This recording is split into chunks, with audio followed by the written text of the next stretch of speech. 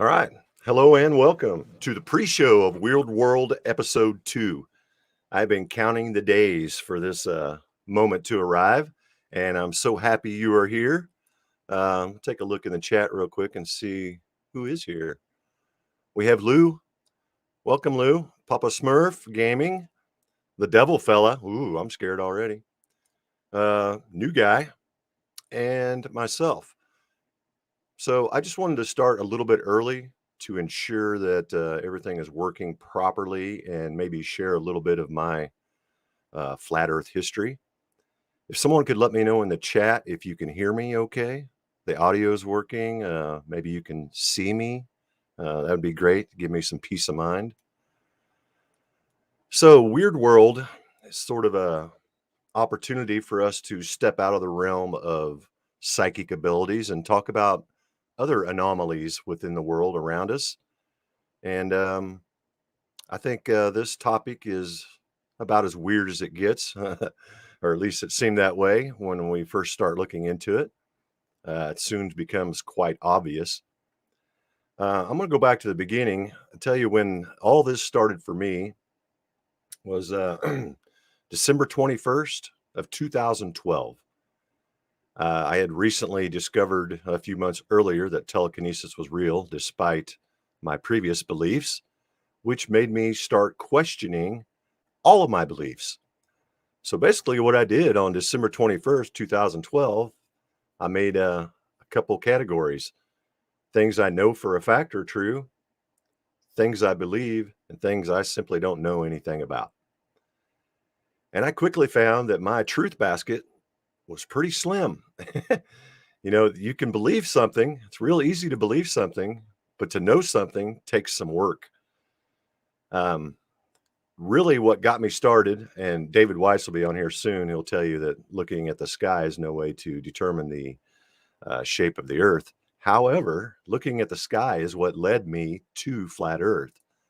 I was observing things in the sky with a Meade telescope with a 6-inch lens, and I was rather disappointed. Uh, Stars and planets did not seem to be what we'd been led to believe all these years. And when it came to the blood moon, let's see, I think I have the exact date of that. Yeah, it was the blood moon of April 14th, 2014. I observed the blood moon or the lunar eclipse, and I'd seen it many times before, but I got to asking myself, how many times have I seen a shadow any color other than black? Shadows are black, they're not red. And supposedly it was the shadow of the earth, eclipsing the moon, causing the lunar eclipse, and it was red.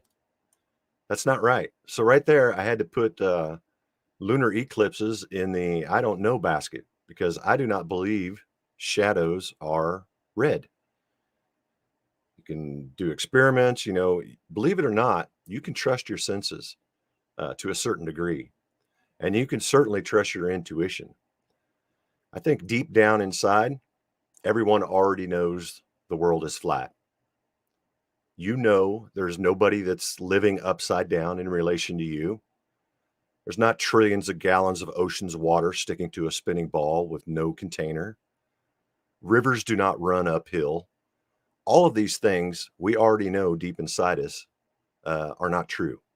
For example, the Mississippi River, the output is higher than the input on a globe. That's not going to work. Rivers run downstream. And contrary to popular belief, up is a cardinal direction and down is a cardinal direction. My up is the same up for you if you're in Australia, and my down is the same down for you if you live in Japan. These are all core truths that in your soul we all know about. So that's when my journey began, all the way back in 2012. But now in 2014 is when I really started questioning uh, cosmology in general, I guess you might say. And in 2015, I purchased a globe killer, aka this thing right here, the Nikon P900 with an 83 times zoom. So I started making my own observations. First on land, I could see a water tower in a distant town from my in-laws' front porch that, according to the 8 inches per mile squared formula, I should have only been able to see maybe a top, few feet of this, but I could see the entire thing through my P900. And later on in 2015, we took a trip to Florida, and I was talking to some locals about some buoys that I was seeing with my camera, and they said they were about 10 miles out. Well, they should have been 32 feet below the horizon if indeed we lived on a ball the size that they're telling us. I could see it. So again, over water and over land, I'm seeing too far. So this is already leading me to believe that the earth is flat. And I also made an observation when we went to, I had a job I used to have to travel with, a customer service job. And we went to Chicago and Whiskey Bar and Grill. I met the lead singer of Motley Crue there. That's a little off topic. But anyway, in the evenings, we were off. So we went to the Lake Michigan, and I looked across Lake Michigan from Chicago and could see Michigan City, the streetlights of Michigan City. Now, streetlights are typically, 15 feet tall, 15, 20 feet tall. That is not possible on a ball. Again, that should have been way below. It's approximately 33 miles across where I was looking. So those lights should have been roughly 600 feet below the curve, and they weren't. They were there. So I'm already seeing with my own eyes that the world at least is not as round as they say, if it is round at all. But anyway, when I first started looking into flat Earth, there weren't hardly any English speaking people on YouTube, in 2013. There was a documentary and a couple non-English speaking people, and there really wasn't much to look at. So I kind of just tabled this. I thought, I'm gonna put this in the I don't know file right now. But I already knew for a fact, the Earth is not a ball at minimum. I know it's not a ball. And so my next objective was to find out, is the Earth moving? There's really no way to do that other than looking at the sky. That's the only thing independent from us. So what I did, and I got the idea from another guy, to put a pole. I mounted, it was actually a piece off my trampoline, mounted it to the side of my building, an old shed, and pointed it at a star. It was the star of the Big Dipper. Gosh, can't what the heck the name of it was. Can't think of the name of the star, but it's the very first star of the handle on the Big Dipper, Aquarius or something like that. Lined it up, and then the following year, there it was again in the same spot, and again on the third year, and the fourth year I couldn't see it because it was cloudy, but again on the fifth year, there that star was again. 365 days later, there it is. Okay, well, you can't travel through infinite space at millions of miles an hour and have the same view outside your window. That just doesn't happen.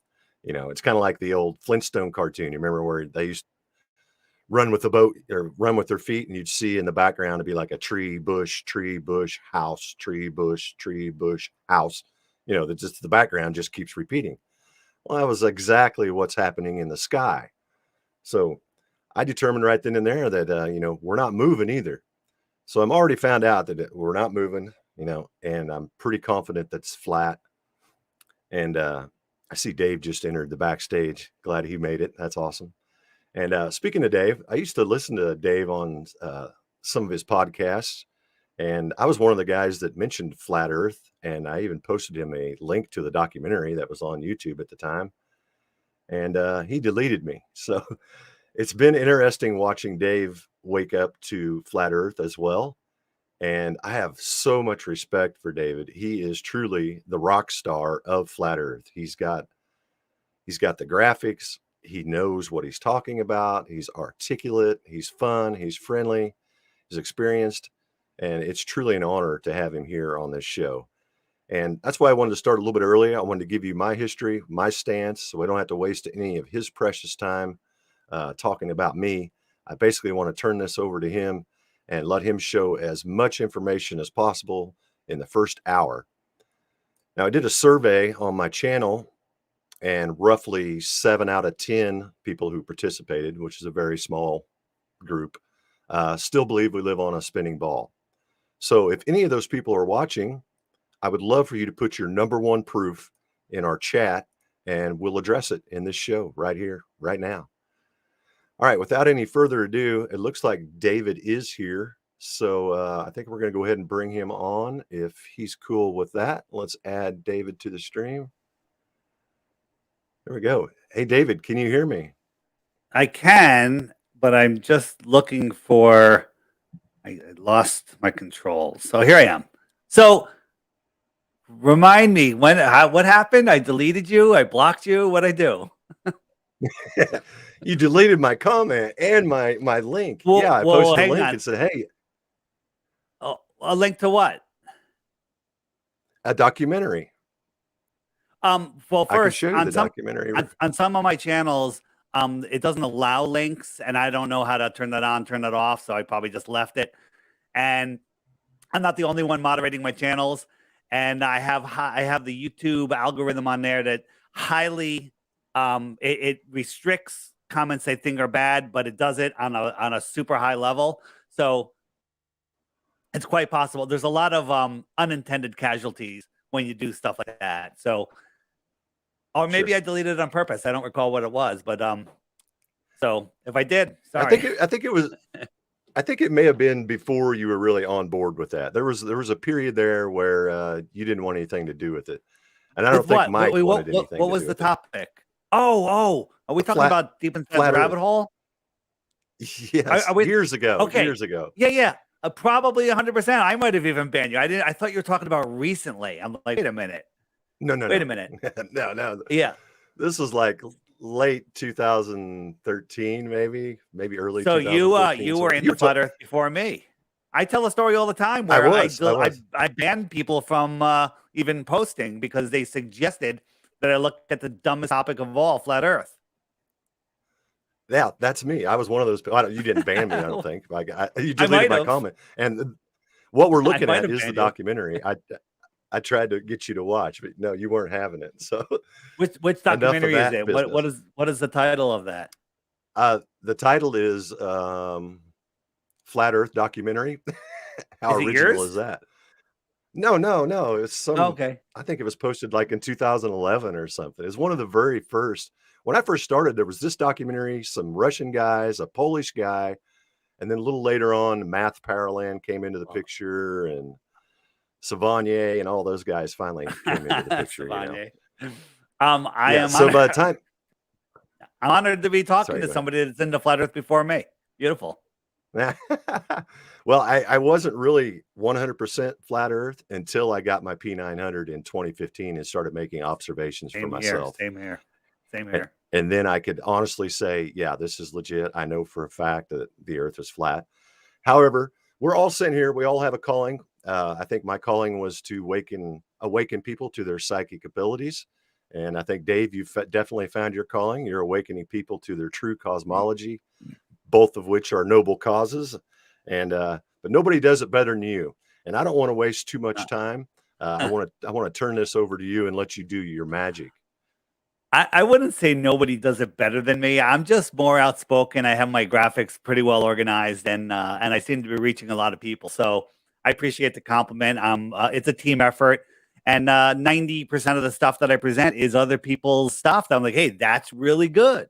I was just watching Jaronism live. He had Derek and Caleb from TikTok on, and Derek shows this great Comedy example. Hour. Oh yeah, NASA Comedy Hour. It was a fantastic show. And anybody that hasn't seen it, just tune in after you're done listening here. But Derek had a thing that I use. Like anytime someone talks to me about gravity, I bring up his balloon example, right? So you believe that I'm talking to a glober, that this balloon is dangling down because of gravity, right? Gravity is holding it down, but gravity doesn't have the strength to stretch out that rubber, right? Doesn't have strength to stretch it down, right?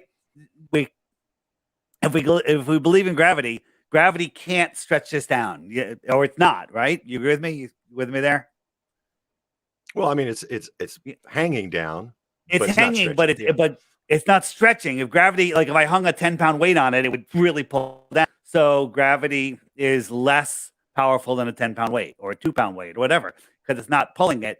But if I put air in it, now the air pressure is way stronger than gravity because it's stretching the balloon out in every direction, including up. Okay. So use your common sense there and say air pressure is way stronger than alleged gravity. Then you can kind of unwind the entire heliocentric model from there. Well, that's a little bit of a stretch, but yeah, I get exactly what you're saying. So Yeah. I told people earlier that I did a little survey, and 73% of the people who surveyed think we live on a spinning ball. So I really like to focus on some cold, hard facts, observations, measurements, experiments, things, empirical proof, and things that people can verify for themselves. And I know you have an entire library of that thing, but if you could just kind of get into the We'll basics of how we can sure. determine. But first, let me tell the people that think that we live on a globe. I was you. We were all globers, and and I was very stubborn. I refused to look. I'm like, no way. I kept making up excuses. But then when I really took the time and effort to look, and really took the power to turn your brain on, not to just regurgitate, memorize garbage, and actually use your God-given common sense, it's clear we don't live.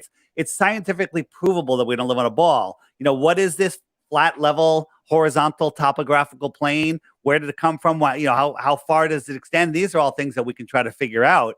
But it's for sure, a lot of flat earthers say, only a dome. There is no dome. There's only our puddle. There's other puddles. There's extended land. There's no extended land. That's okay. We can have that conversation. But we all don't just agree. We know scientifically provably that stars aren't trillions of miles away. They're not burning balls of gas in a vacuum, and then we're not on a ball flying through infinite space. That's provable when you take the time and effort. The reason I'm showing this is our summit that's coming up March 17th and 18th. If you are on the fence, if you are a full-on flat earther, if you are curious, I highly recommend it. It's a 2-day virtual summit. Go sign up, and it's funny and it's informative, and you're going to learn all sorts of things, not just flat earth, but everything is presented from a flat earth perspective. A fantastic summit, and you can find that at TEMS, which stands for True Earth Mount Meru Summit, or everything I'm talking about today is found at flatearthdave.com. All right. There's much. Awesome. Yeah, that's going to be a fantastic event. This is their second one. The first one was epic as well. Yeah. I hope to see you there. I'll be on the question and answer panel. There's regular tickets, which are $50, and there's a VIP, which is $75. I think there's only like 20 VIPs left. Anyone in the VIP can be in the besides other benefits, gets to be on the ask questions in the question and answer that part with me, David Avocado Wolf, Witsit Austin, and I'm not sure who else. Maybe Sam Tripoli. I'm not sure. So right. Where do you want to start? Another great resource. Go ahead. I'm sorry. Go ahead. Oh, I just wanted to mention another great resource. When you search YouTube Flat Earth, you're not going to get what you used to back in the heyday. So I wanted to mention that Dave has an app: Flat Earth, Sun, Moon, Zodiac, Asteroid, Planet, Comet, Friend Finder, Career Calculator, kitchen sink, clock. FlatEarthDave.com is if we find it. Just FlatEarthDave.com. But thank you for trying to destroy the name of my app, because it's already pretty bad. I have the app. I bought it when it was. I thought it was great when I first got it, but it turns out it was a piece of crap, because now it's amazing. But I use it. I don't use cell phones very much. I have a cell phone that the camera doesn't work on. I use it for emergencies, and I use it for flat smacking. It is the best resource. No matter what they say, you have the video to show them. It's all the videos. And when people go, Flat Earth is dying, look at all these blue dots. These are the people that are on the Friend Finder already. Okay. Look at this. This is insane. Right. I I mean, you almost can't see America. It's almost gone. And if you go over to the And I UK, bet good. I bet that's 2% of the flat earthers that own your app too. The generous offer, I think, is less because I keep meeting people that have never heard of me, never heard of my app, never heard of Jeranism. You know, I was like, really? You've been researching flat Earth? I guess we're What? not as, yeah, it's crazy. Like, it is absolutely insane. I was just in Mexico, and not that I care, it's just a good indicator. I was recognized 10 times in Mexico, okay, by 10 different people. You know, they're like, Flat Wow. Earth Dave. I'm like, so it's getting out there, which is really exciting. Okay. I'm not in this for the fame. I'm not in this for the money. If you know my story, I walked away from my own business, making tons of money, walked away from the whole thing, not knowing if I'd ever be able to fully support myself. Okay. So it's not about that. This is my mission. I feel like I'm being called. I feel that our reason that we're here is not to sit on our asses and wait to be saved. Our reason that we're here is to figure it out and help other people figure it out. And that's my goal, right? That's my goal in life. So if you really want to learn about Flat Earth, my app, I'm not here just to sell apps. You know, you can go to my website, flatearthdave.com. There's tons of free stuff there. Take the Flat Earth crash course. Guaranteed, if you go through the first 3 or 4 videos, you're finished. It's over. You'll be a flat earther. So do not look at my website if you're not prepared to tell your friends and family that you're a flat earther, or at least a anti-glober. So there you go. Yeah, start out being a glow skeptic. That's a good place to stand because there's plenty to be skeptic about. Hey, since we're on the app for a second, I just want to show you some new features that are coming on the app. People are like, I don't know what all these buttons do. It's not out yet, but on the next update, when you long press a button, up comes a description. So if I long press the photos button, it tells you that what they are, you know. And then I have the games button. And there's going to be a new game, a trivia game, right? So I hit the trivia game. Oh, nice. It pulls up, and I say, okay, I'm going to play with 3 players, and it'll fill out the whole thing. This is just a test version on here. That's all I have, and it's fantastic. It should be out next week. It's going to be a fantastic feature. People are going to love it. You play it by yourself, play it with friends, globers, flat earthers, and it really will spark the conversation and get people going. So. That is awesome. The app just keeps getting better, and it really will be the best $2.99 you ever spent. There you go. You've been listening to me. And just full disclosure for people. I feel like I know you. Yeah, you get 99%, 98% of the app included with $3 for life. You have it forever. But if you want to use the friend finder as far as sending messages, you know, you go on the friend finder and you hit messages. And you have a full messaging app. If you want to send messages or receive messages or look at profiles or use it as a dating app or whatever you want to use it for like that, you have to subscribe. And the subscription unlocks everything on the app now and everything in the future. And it's ready. It's $11 a year. Okay? $11 a year. That's a margarita. You forgot to tip the bartender and you have it for a year. But if you use the referral button, right, you can make a custom referral name, and then you tell people about the app. They use your referral button. You get 11 points, and you can trade it in for a subscription. So no complaints on the price of the app, okay? No complaints there. So there you go. No, very reasonably priced. And yeah, like I said, probably the greatest tool for anybody trying to shed some light on flat Earth to people, because it's so nice to have everything right there, easy to show. Yeah, you know what's funny is I made the app for myself because when I'm talking to people, they're like, "Well, what do you mean the sun circles around?" I was like, "Well, look, it goes around like this, you know."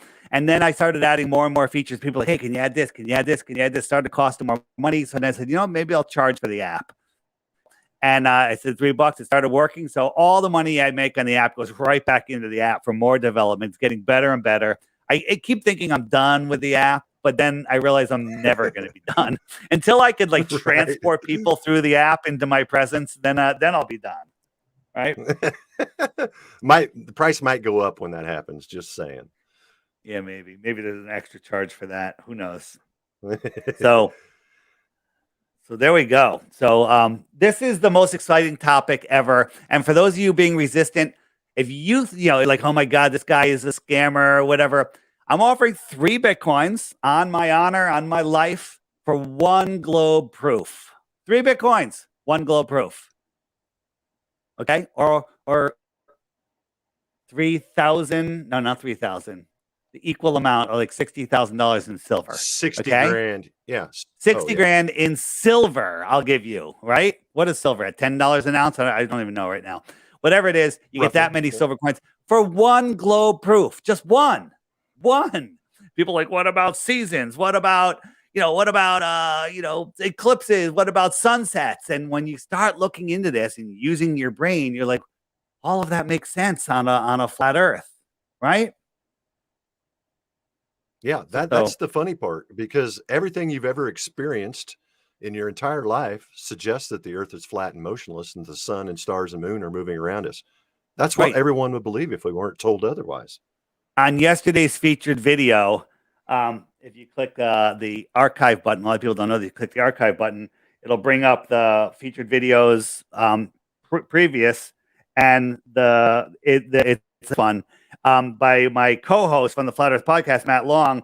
He talks about how to talk about flat Earth with somebody, and it's a great thing. He says, if someone says, "You think the Earth is flat?" and I say, well, I've never felt rotation. I've never seen curvature. You've never felt rotation. You've never seen curvature. So why do you think the Earth is a globe? Right? And that's how the conversation starts, and then go from there. So let's. I brought up sunsets. Have you want to start off with some sunsets? Absolutely. Any Sunset? observations would be great. Yeah. So let's start off with a little experiment I did in my kitchen. People say, well, the sun's setting, right? So here's my mini world. It's called my flat Earth kitchen counter. Here's my counter. It's right here. And this line is level. And I show that it's a little line, bringing the sun along this line. And so this here could be a city skyline, could be mountains. It could just be the cloud deck, but it's opaque and we're above it. And we're viewing this from the height of the sun. Now, if we go down to the table, I have a camera on the counter on the other end watching it go away. So this is the same thing from the other end from the table. And if I showed you this line first, I would say, is this line level or is it sloping down? You go, well, it's definitely sloping down about 45 degrees. And I'd say, is it going below this deck, which looks like it's pretty much at eye level? And you'd be like, yeah. And if I zoom in, this line looks like it's almost going straight down. Okay. And this is going behind here, but I just showed you that it's level. Okay. This is how our eyes see. So here it is, and here's a real sunset, the sun going down, down, down. And what's it going behind here? This could be mountains that we just can't see, or this is really the atmospheric deck of opacity, right? And people think that's the edge of the Earth. And if I zoomed out of this picture, this line that you see eclipsing the sun and the water line, it would really just come together and it would look like one line. And that's called the horizontal eye zone, the horizon, all right? So once you understand how your eyes see, then you'll start to understand, like, wait, I wasn't taught about that. So, that's not always how we see the sun, right? So here's one where I live on the East Coast and I filmed the sun setting. So I'm looking west. I did it in probably December. It's friggin' freezing outside, but it was a super clear day. I call it a 9/11 clear day. Okay, those of you that remember 9/11. Super clear day, right? And I filmed it with my drone from altitude. So I'm up really high and I'm filming the sun. Now the sun went down, down, down, down, down. Now if the Earth was spinning, it would keep going at the same rate, but it didn't. It went down, down, down, down, down, and then it stopped and it sat here. This is super sped up. It went for 10 minutes. Now my friends are at the beach over here. It's dark already. The sun already set from the bottom up, but I'm still looking at the sun and it's not going down. It's not going down. It's not going down. It's just going away. And it takes its light with it. Okay? It takes its light. I've never seen a sunset like that, the Globers will say. And I'm like, have you ever gone out on a freezing cold day with a drone, with a 4K camera, and watched the sun to the very end without putting a blinding solar filter over your eyes? Because that's what the Globers say. Put a solar filter on. I'm not telling you the size of the sun. I'm not even claiming this is in focus. I'm telling you the sun is going away and it stopped going down, and that's what matters. So there you go. That's all I got to say about that. Absolutely. That was awesome. And Yeah, and here's one from ground level, and this is a soldier in Afghanistan. Filmed this super dry, super clear, and the sun should be dropping, but it's not. It's going away. It's getting dimmer because it's going through farther and farther through the atmosphere, and it's getting smaller, and it's going away. And as Paul McCartney says, the fool on the hill sees the sun going down, but the eyes in his head see the world spinning round. Right? These Masonic singers know some stuff. Right? Here's another sunset. This is in Bulgaria. Now ask yourself, you're new to the world, you're taught nothing about the world, right? Are you flying over backwards 1,000 miles an hour? Or is this light, whatever it is, getting farther away from you and going down due to perspective? Okay. Anybody with a mind will know that is not, you're not falling over backwards. It's just going away. It's going away. Clear as day. Clear as day, right? Going away, taking its light with it, coming around, okay? Back and forth here. How about that? Absolutely. That's amazing footage. Yeah, and I think, like I said, anyone who hadn't been told otherwise can tell that the sun is moving around us. We truly are the center of creation. I mean, life Yeah. truly revolves around us. It's amazing. You know, well, you're That's an one of the greatest. egotistical. Yeah.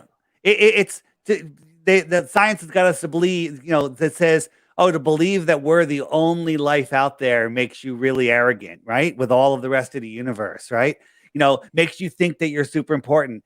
Guess what? We are super important. We are at the We center of are. creation. We are part of this Yes. creation. We are part of this living system. And the lights in the sky are part of the earth system. They're not trillions and billions and quadrillions of miles away, which is ridiculous. Okay? Absolutely ridiculous. One more. This is this has to do with atmospheric lensing and how this ship looks like it's sinking below this table, but it's really still on the table, right? It's just going away. And as you go farther and farther away across the water, especially, the air becomes it's like a magnifying lens. The more moisture in the air, the more magnifying it does. So here are the bottoms of these buildings disappearing as we move away, and the lens, you know, it becomes like the atmosphere. So they're missing the bottom of the buildings. Glober says curvature. We say no. This is just a how light works and how perspective works. Right here it is. So here's our little kit here. We got the lens, and we're just pulling it away. See, it's pulling away, and it's going down. It's going down below what? It's still on the same level. And people, it's hard to wrap your mind around that. Going, how could it be going below something that's at my eye level, right? Right? I got a little test for you. You might not have seen this. I know you've been following me, but unless you're following me really recently, you haven't seen this. Pretty recent. So, Here's an honest.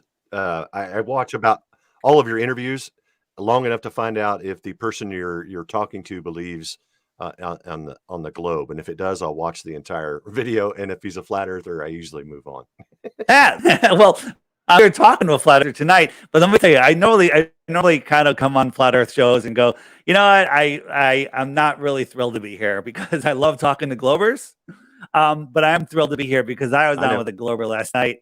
If you watched it, I mean, I actually premiered it today and watched it again. I had PTSD after watching it again. It was horrible. All right. Have you seen this one? Yeah, the guy whose god was gravity. Oh my God, yeah. But have you seen this graphic? Have I shown you this? I have. Have you seen? Okay, you have. So I'm going to do it for the audience. I'm going to do it for you, and then I'm going to show you another one. Which line is higher, the yellow line or the red line? Well, the yellow line looks higher. Okay. Which line is longer, the yellow line or the red line? Well, the red line looks longer, right? But when we look at what we're looking at, this top of this tree is about 5 feet above this deck. This deck is about 10 feet above the water. This line is at the height of the water. So this line is 15 feet below this line. But that's not how we see. We see it upside down. Okay? If we were on a globe, the farther away you get, the lower it would fall, but we see it higher. This line is 15 feet below this line. Let that sink in. Okay. So here's one for you. Ready? So we have this orange line here. And we add some more lines here. What can we say about these lines? What can we say? We could say they're the same length. They're about the same distance apart, close, right? Let's add some more lines, right? What can we say? Well, these are the length. These are a little, maybe twice the distance or 3 times the distance between the first two. We can start doing some math to describe this. This one, I don't know, maybe 4 times, 5 times the distance between this, twice the distance of that, maybe 3 times. Okay. And we add this one, greater They're space. parallel and seem to be about Yep. the same length. Yep. Yep. And but the difference between this one and this one is maybe 10 or 15 times the difference between the first two. Good, right? We're just estimating.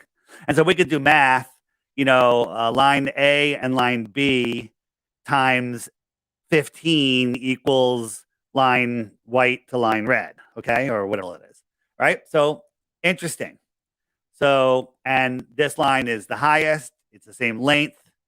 Okay. So let me ask you a question and try to get it right. Which line is the highest line? Good. Try to get it.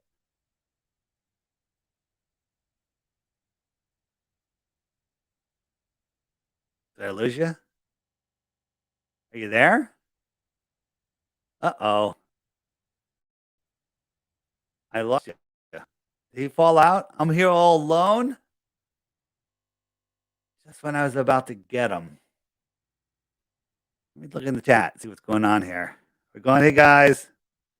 Oh, I see a chat. Well, common sense tells me the yellow line on top. I don't know. Can you All not hear right, me? I lost you Can for you a not hear second. me? Can you hear me now? Can you hear me now? No, I'm I think here. I think there's a big delay. I'm gonna go and come back.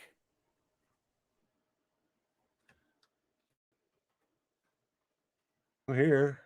I don't. Must be lagging. I'm sorry. Yeah, we've been kind of jittering a little bit. Yes, I can hear you. Oh, nope, we just lost you. Oh, sorry. We're having minor technical difficulties. Let me add him back to the stream. There we go. Am How's I that? back? Am I You're here? back. There was like Yes. a 40-second delay between us all of a sudden. It was crazy. All right. Yeah. So I did my whole spiel. So which line is the highest line? This one, this one, this one. Take a guess. Try to get it right. The top, the This one yellow. is the highest line. Yeah. Okay. Anyone in the audience want to guess? Okay. Kind of a trick question. They're all the same height. They're all the height of the streetlights. And all of those streetlights are the same height. Aha. Those are the same height. Okay. This isn't the lowest one and this isn't the highest one like I showed you before. Because we're looking at it differently. We're looking at it from a different perspective. We're looking at celestial objects versus terrestrial objects. Okay. So they're all the same height. And this line is the longest line, and this line is the shortest line, right? If you look, this line here doesn't even show the two lights. So it's about the distance, the width of two lights. Well, this one here is, I don't know, 10 times that length. Okay. So again, the way we see the world is not a physical way to measure it, right? When we look into the distance, things look like they're dropping. Okay. You still there? Yep. Oh, I think. Oh, you are there. Yeah. So, yeah. Just now I'm super paranoid. So when I pause, say something. All right. We'll do. I'm trying to All right. give I you think full screen whenever you show I things. appreciate I'm it. trying to just let you have the full screen. Do me a favor. I'm going to stop talking and then say something as soon as I stop talking. Ready? 3, 2, 1, go. I'm talking now. Can you hear me? Okay. Yeah, we have like a 4 or 5 second delay. It's very weird, and it's building as we go. So I'm not sure. I'm not sure how to deal with that. All right, so I'm going to show you boats over the horizon. And so people say, well, I see boats disappear from the bottom up. Now, we've done these experiments. We got our P900s. We zoomed out there. We looked, and we could bring boats back in. But sometimes they do disappear from the bottom up. Okay. So this is a shot I just took in Mexico. And I'm looking at this boat. And look, the boat keeps disappearing more. You know, the whole deck of the boat is gone. Now, these waves that we see right here are much closer than this boat.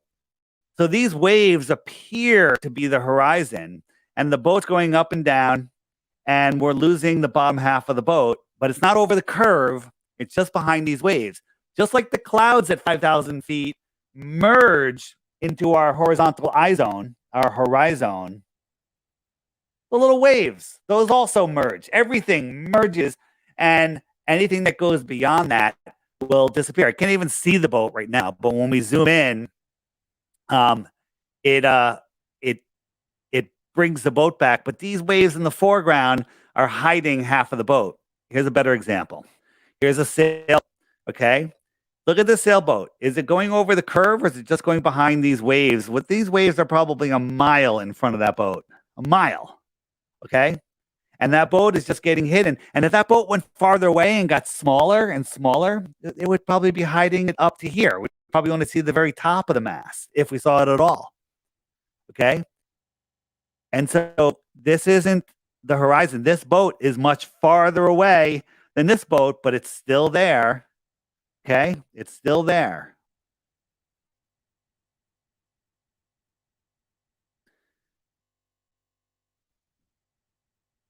How much of a delay we have now? A big delay. I'm almost hesitant to speak because I'll be talking over you, but I love the observations on the water. I'm gonna jump out and come back again to see if we can get rid of this delay. I apologize, guys. I noticed it was kind of glitching from the get-go, so hopefully this will straighten things out. And again, if you have any questions or any proofs about the globe model, please post them in the comments and we'll address them.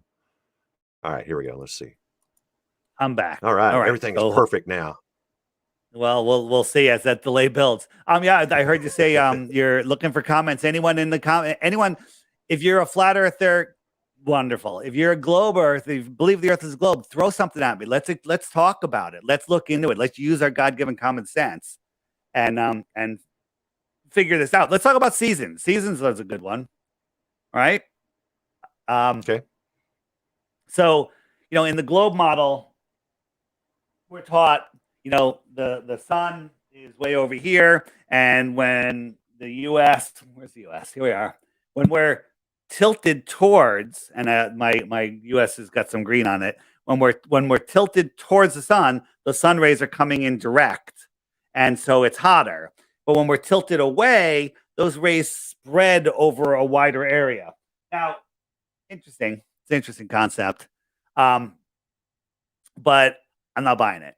Okay? Because think about this.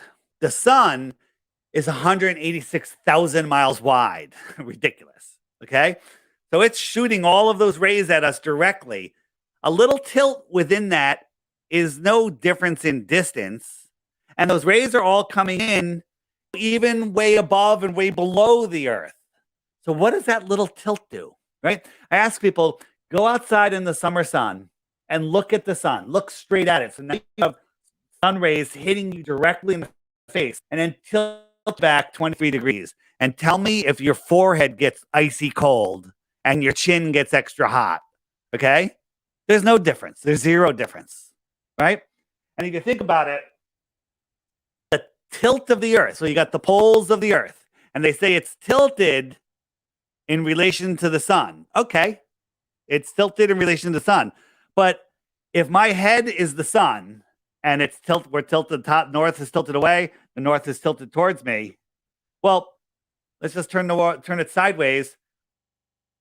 The spin of the earth makes the tilt the same thing. It goes from 0 degrees to 90 degrees and back to 0 degrees every single day. Okay?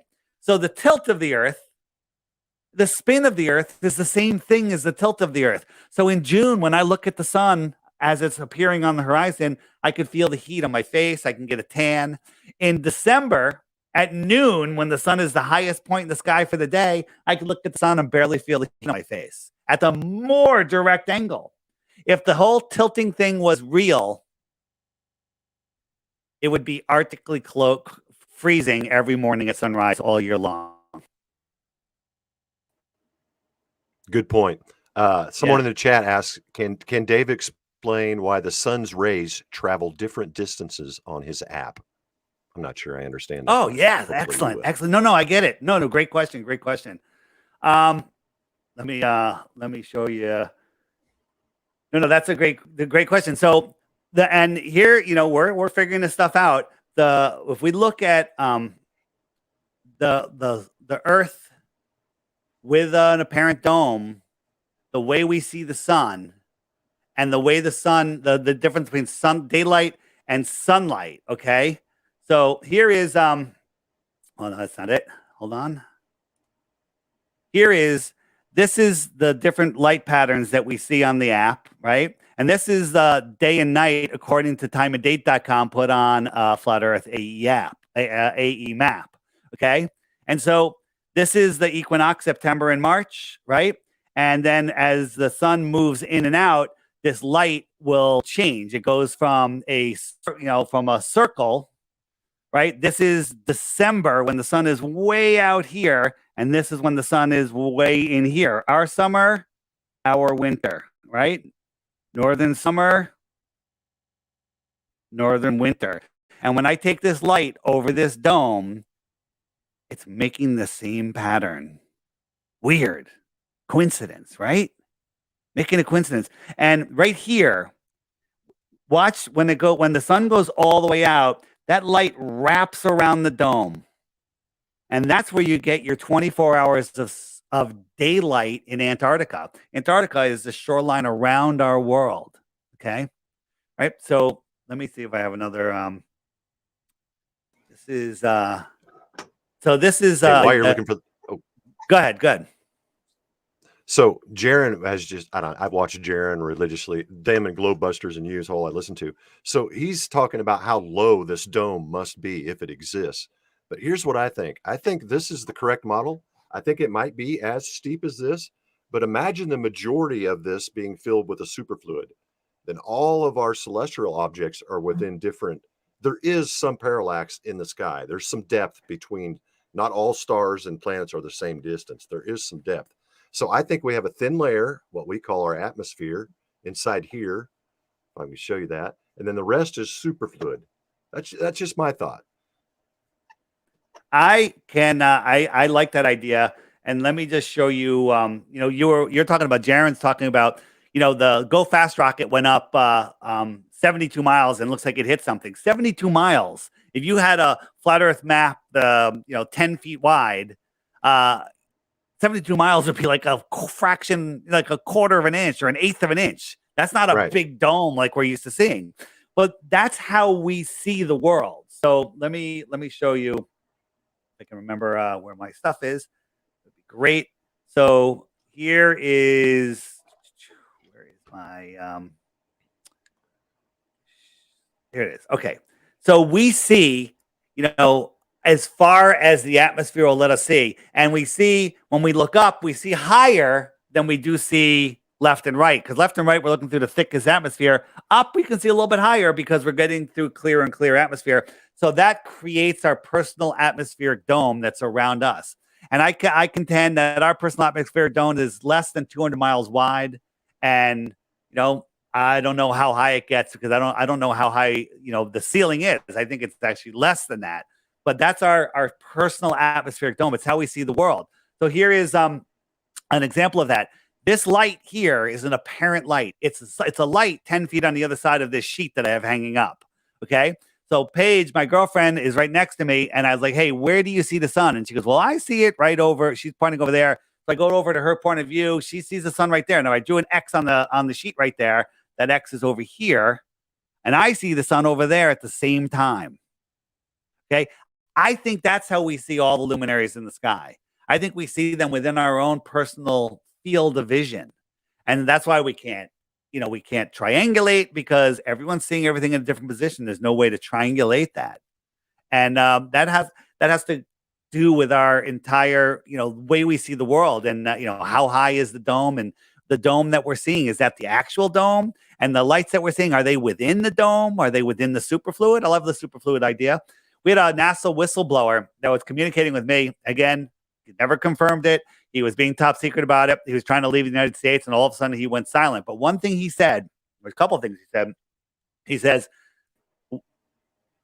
NASA knows that at about 72 miles, it becomes like plasma, and then it becomes thicker and liquid, and then it becomes solid.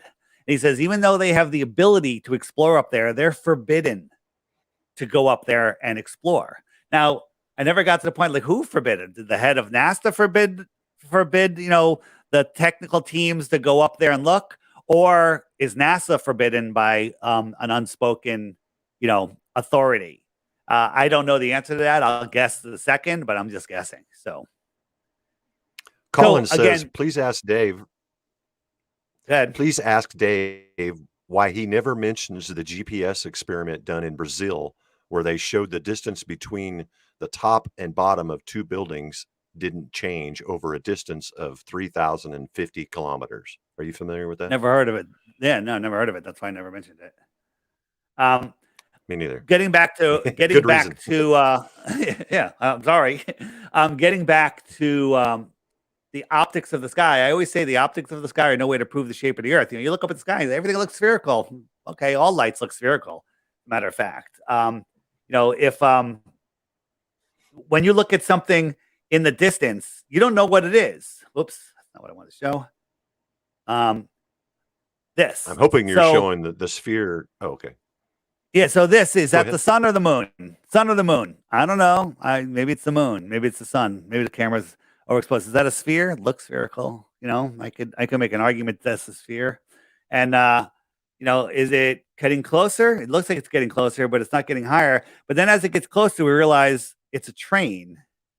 And it's a whole series of lights. But in a distance, they appear to be a sphere when in fact it's nothing like that at all. Right? So everything converges on itself. You have the light I showed on the towel on the sheet. That was a square light, but it looked perfectly spherical just at 10 feet away. So looking in the sky and saying, well, it's a sphere, is no way to claim anything unless you can touch it and see it. You don't know. Like, for example, this chair is not there. It's not a chair. Okay. If we move sideways, we can see that it's just a painting on the floor. Okay. But it looked like a three-dimensional chair. We'd swear it was a three-dimensional chair, but it's just a painting on the floor. Right. Fascinating. Back to the GPS question. He says on a globe, the buildings should have been leaning away from each other. So I guess it's more of a flat earth. So I'll be the baller Dave on that one. It's such a slight little tilt that you can't tell. Okay. And you know what? They want their cake and eat it too. You can't see the curve from 120,000 feet, which is like 20 miles up, but you can see boats go over the horizon. On the global world, on a calm day, not that rough day I just showed you, on a calm day, the horizon, the horizontal, physical limit on the globe Earth is 3 miles away. That's if you're standing up. If you're sitting down, it's closer. And if it's wavy, it's closer. Okay. So ask yourself this: when you watch the sunset over the ocean, is it less than 3 miles away? If you're sitting down, is it 1.5 miles away? If there's waves, is it the sun appearing to touch the ocean less than a mile away? Absolutely not. Okay. But these are required if you live on a globe. Required, right? On a globe, the physical curve of the earth that's hiding my mouth is X distance, okay? And that's 3 miles on the globe. 3 miles, you should not be able to see the surface of the water. But we have, as you know, and you've done it yourself, not just watch YouTube videos, it's much farther than that. I zoomed in on a buoy over 10 miles away. I zoomed in on people on the beach that, they should be under a dozen feet or more of curvature. I could see the water lapping on the beach. I can see, and atmospheric conditions matter massively, massively. Have you seen this illusion? Right? This is called the Ames window, right? This is actually not rectangular, it's sloped. And when it spins, it looks like it's spinning around, right? It looks like it is spinning around, but it looks like it's just going like this, right? It looks like it's just going like that, but it's not. It's actually spinning around. Okay? It's actually spinning around, right? So how can we break that illusion, right? So this guy's going to put a pen through the window. He's got a little tape and he's going to stick the pen through the window, right? And he's going to just stick it on there. Okay? And then he's going to spin it around. Now remember, it's going to be spinning in a 360. Do you think you'll be able to see the whole window spinning around? Right? This is how our brain works, how our eyes work, how our mind works. And again, if I showed you this first and didn't show you what it was, you'd have no idea how to figure it out. So watch. Now it's spinning around in a 360. Look at that. Okay, you just blew my mind. I have not seen this before. Yeah, the Yeah. optics are just crazy. Look at that. I can't, you even, when you're showing an illusion, you're like, oh, I see it now. And then you can go, you can unwind it. Okay. This one, I could just watch this all day long and my mind's going, what the hell's going on? Right? What the hell's going on? Look it up on Yeah. YouTube. The Ames window illusion. Ames, I'm not even sure how to spell it. AMES window illusion. Okay. Amazing, right? Interesting. Yep. Yeah. Another question from the chat. Go ahead. If the dome reflects the sun rays, why don't we just measure its distance with a powerful laser? I kind of already know the answer to that, but yeah, because because we're not hitting the dome. We're not seeing the dome. Okay. So we're not seeing the dome. So and it's different on different days. If you have a light foggy day and you can see the sun through the fog, the sun literally looks like it's 100 feet away from you. Okay. Or 100 yards away, or whatever it is. Right. So there's no real way to measure that. And I don't even know personally if there's a physical dome up there. I don't know what it is. If I had to guess, I think there's a solid dome up there in some manner. But I don't know. Anything above our heads or beyond 60 degrees south, we don't know. We can speculate. It's fun to speculate. It's fun to look at evidence. Oh, remind me to show you something new I found. Oh, I might have showed you yesterday with Kiribati. Amazing. I don't. I was going to show you. Oh, good. I'll show you. I want to show you one more thing here. Man,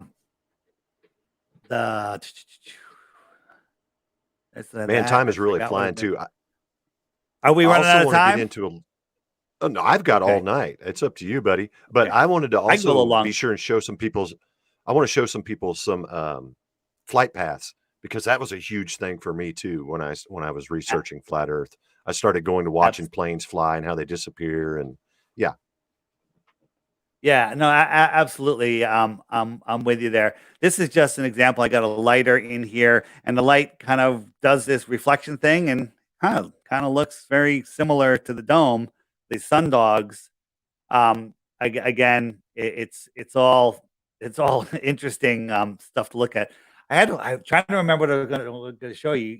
You said I don't remember. It's gone, but we can move on. No. We talked about was it was measuring the distance. Oh, I was going to show you in eclipses, but here I got a glass dome on a white carpet, and I'm just bringing a light across the top. And if you look inside, when you do this yourself, it looks like a sun. It really looks like a sun. And so it rises, and then it gets down to the horizon, and then it just fades out like the sun fade out. It never goes below the horizon, but it just fades out. Now imagine yourself inside that dome. You got an atmospheric layer in there. Everything makes perfect sense when you wrap your mind around what perspective is with a multi-layered atmosphere. There's basically 3 layers. There's the celestial layer where all the lights are. There's the atmospheric layer, which becomes opaque over distance and merges with the horizon. And then there's below the atmospheric layer is the terrestrial layer. So when that atmospheric layer and terrestrial layer meet, that's your horizontal eye zone, and you can't see through it. But then you could zoom in with your camera, opening it up, and you can see farther like we do with our P900s. However, the celestial layer comes down on top of that atmospheric layer, right? And so when you zoom in, you can't zoom in through this opaque layer, right? So anything beyond it is just blocked. Okay. That's such a hard one to wrap your mind around. But once you wrap your mind around it, it's like, how did I never see that? And it's because we weren't taught perspective like that in school. Okay. We weren't taught that's how it works. So real quick, I'm going to show you. This kind of has to do with the dome. Where is it? Eclipse. Where is it? Doug Kennedy, he thinks the rainbows are reflections off the dome, and so are sundogs. What are your thoughts? I can't deny that. I you know, they're curved, right? I've seen circular rainbows. Again, that needs some more research. That definitely needs some more research for sure. You, you know, I've looked into about But everything, and there's only a couple things I can't resolve. One is the International Space Station. I know for a fact there's not people up there traveling 17,000 miles an yes, hour, but there is something there because I saw it transit the moon twice with my P900. I There's let's something talk there. I let's can't talk about that resolve next. that. So on the app, if you hit the frequently asked questions button and you go down to eclipses, and we pull up the eclipses videos, these are videos that are being hidden from you on YouTube. And we scroll down a little ways to this guy right here. This is an eclipse that I filmed. Okay. Is this the right one? And let me just flip this sideways. Okay. So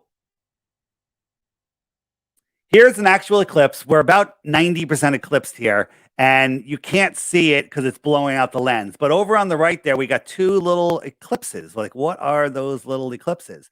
Now, the one that's bouncing around, that's obviously a lens flare, but the other one that's locked to the sun, it's like moving the camera, but it's not moving. Like, so what is that? And I speculated that's the actual source of the eclipse, the sun. That's the sun that we see. And because the eclipse is blocking 95% of the light, we're able to see that rear projector.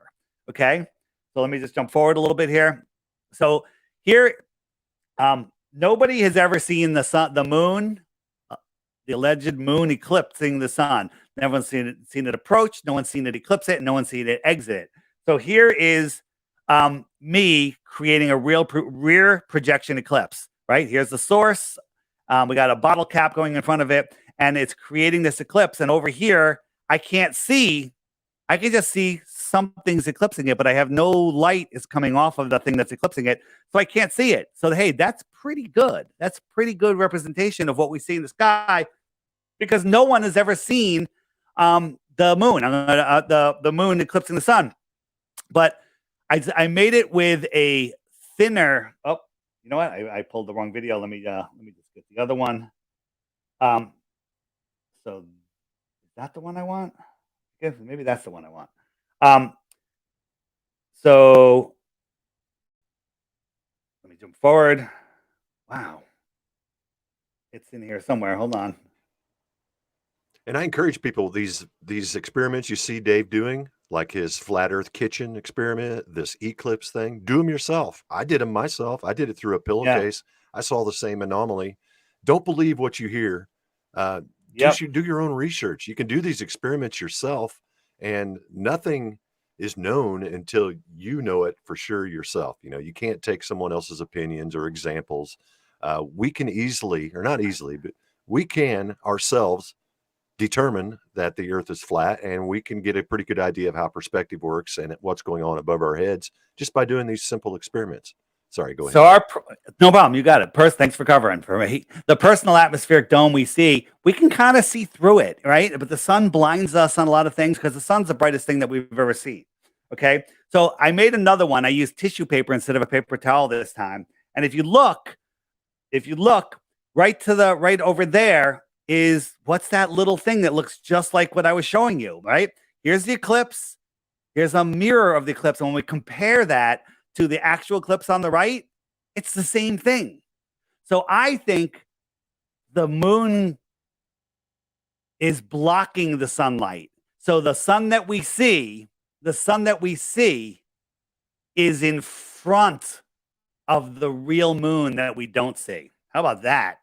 Let your mind wrap around that for a minute. Okay? Okay. Well, here's my 2 cents worth. I think there are things that are black and things that are invisible that are in our sky that we don't know about, like 100. Rahu and Ketu. I think those are up there. Either that or those are nodes. And when we pass through those nodes, it's like us going behind the framework of our sky. It's not I really anything. It's the sky moving rather than the framework. So Node. here's my belief. I'll give you. I'm right on board with it. There are these dark bodies in the sky. There's definitely proof of that. Rahu and Ketu. I used to laugh at that. I'm like, that's really something real that's going on. But if you follow the motions of the moon, whenever there is a solar eclipse, the moon is like should be almost right in front of the sun. But I actually believe when there's a new moon, there's actually no moon. The moon's not there anymore. It's not a physical object. Okay. So I believe that it is one of those dark bodies, but it's exactly or very close to where the moon should be if it was a heliocentric, or even a flat earth. It should be there, but maybe it's a node. Again, I can't reach up there, so I'm not gonna guess, I'm not gonna claim anything absolutely positive there. What was the other question? We had another question. Oh, I said, remember to remind me to show you Something new. I do have some questions in the chat. How do sun rays be reflected if there is a layer that blocks light? Not sure I follow, but I'm not how sure the what sun that rays. is.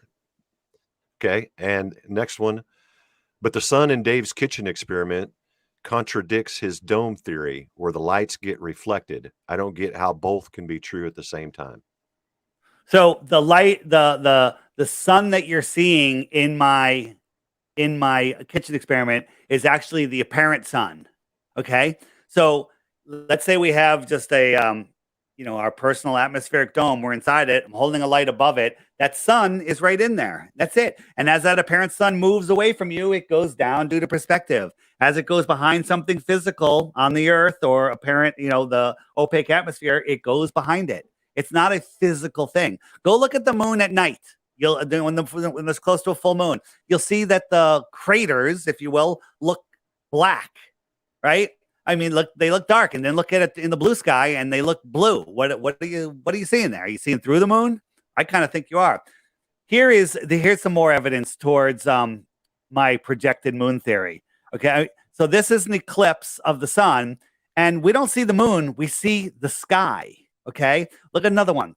It's just the sky. It's like a piece of the sun is missing. We never see the moon. We never see the moon. This is the sky. Okay? This is the sky. It's because the sun, imagine the sun is being projected sheet. That's your sky screen, and I'm behind it, and I'm eclipsing out a piece of it. Well, you're not going to see the thing I'm blocking the sunlight with. You're just going to see the sheet. This is the sky sheet. Okay? This is like the sky. You never see what's in front of it. You just see a missing part of that light. This is a light. You're holding a flashlight onto a sheet on the other side, and you're looking at the sheet, the light on the sheet from the other side, and someone puts their hand in front of the light. You're not going to see their hand. You're going to see the eclipse. You're going to see the eclipse, right? You're going to see, I'm shining a circle light on a sheet. Everyone's on the other side of the sheet. They can't see me. All they can see is the red circle on it. And then I take a round disc and I hold it in front of the light and I block out that much. This is what they're going to see. They're going to see the sheet here, the sheet here, the sheet here, the sheet here. And this is all they're going to see. They're not going to see me. They're not going to see anything. That's how we experience eclipses, if you ask me. I think you did ask. Yeah. And I think International Space Station was another thing we're going to talk about. But I really want to come back to Earth. I want to look at some observations, long distance. Do you have any of Jay Tolman's infrared? I mean, he's seeing things 200 plus miles away. Yeah, that's he's seeing stuff farther than that. He's filmed stuff out of airplane windows. I was just on Jaren's show, and we were talking about this the other day. He an aircraft controller, a pilot said that he could hear another pilot reporting a major turbulence, and they asked him, "Where are you?" And 900 miles away. Okay, so and they say they were both at 30,000 feet. So let's round up. They were both at 35,000 feet. There would be 40 miles of curvature below the curve, and they're hearing another pilot that far away. I'm sorry, it doesn't work that way. That's not how the world works, right? Think about 40 miles. How do you Okay, mean what? they're He hearing could it hear through the a other radio pilot. transmission? Is that what Yeah, you're saying, or what? radio to radio, which requires line of sight, 900 miles away, Right. 40 Okay. miles of curvature. See this balloon? This balloon is 20 miles up. Okay, this is going to blow your mind. Ready for this? 20 miles up. So twice this height is how far they are. But here, let me show you that what this is in another thing. Kansas, flattest in the world, 400 miles wide, I think. Okay, 100 miles. There's 20-mile curvature in 400 miles. So in Kansas, there is a hump that goes this high up into the sky. Okay, this is the cloud deck. This isn't even the Earth. Okay, in Kansas, the hump in Kansas goes as high as this balloon.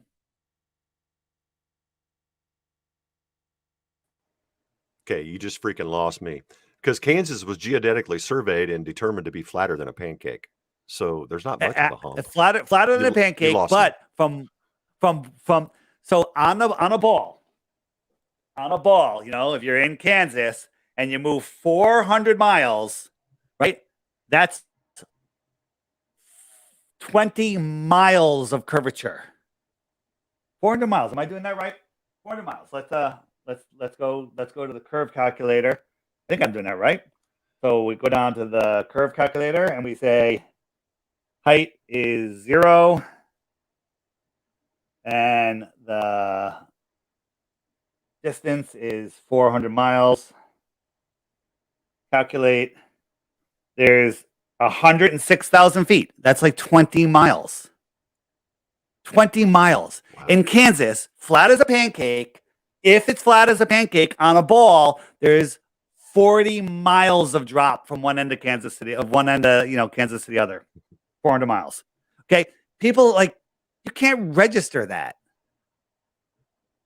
That makes no sense. Yeah, I can't register it. Yeah, I believe Florida is. But you understand what I'm saying?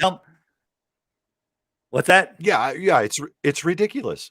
Oh, I was just going to say, I think Florida is the flattest state. But let me ask you this: how many flat states does it take to make a sphere? Yeah, 7. Oh, is it 7?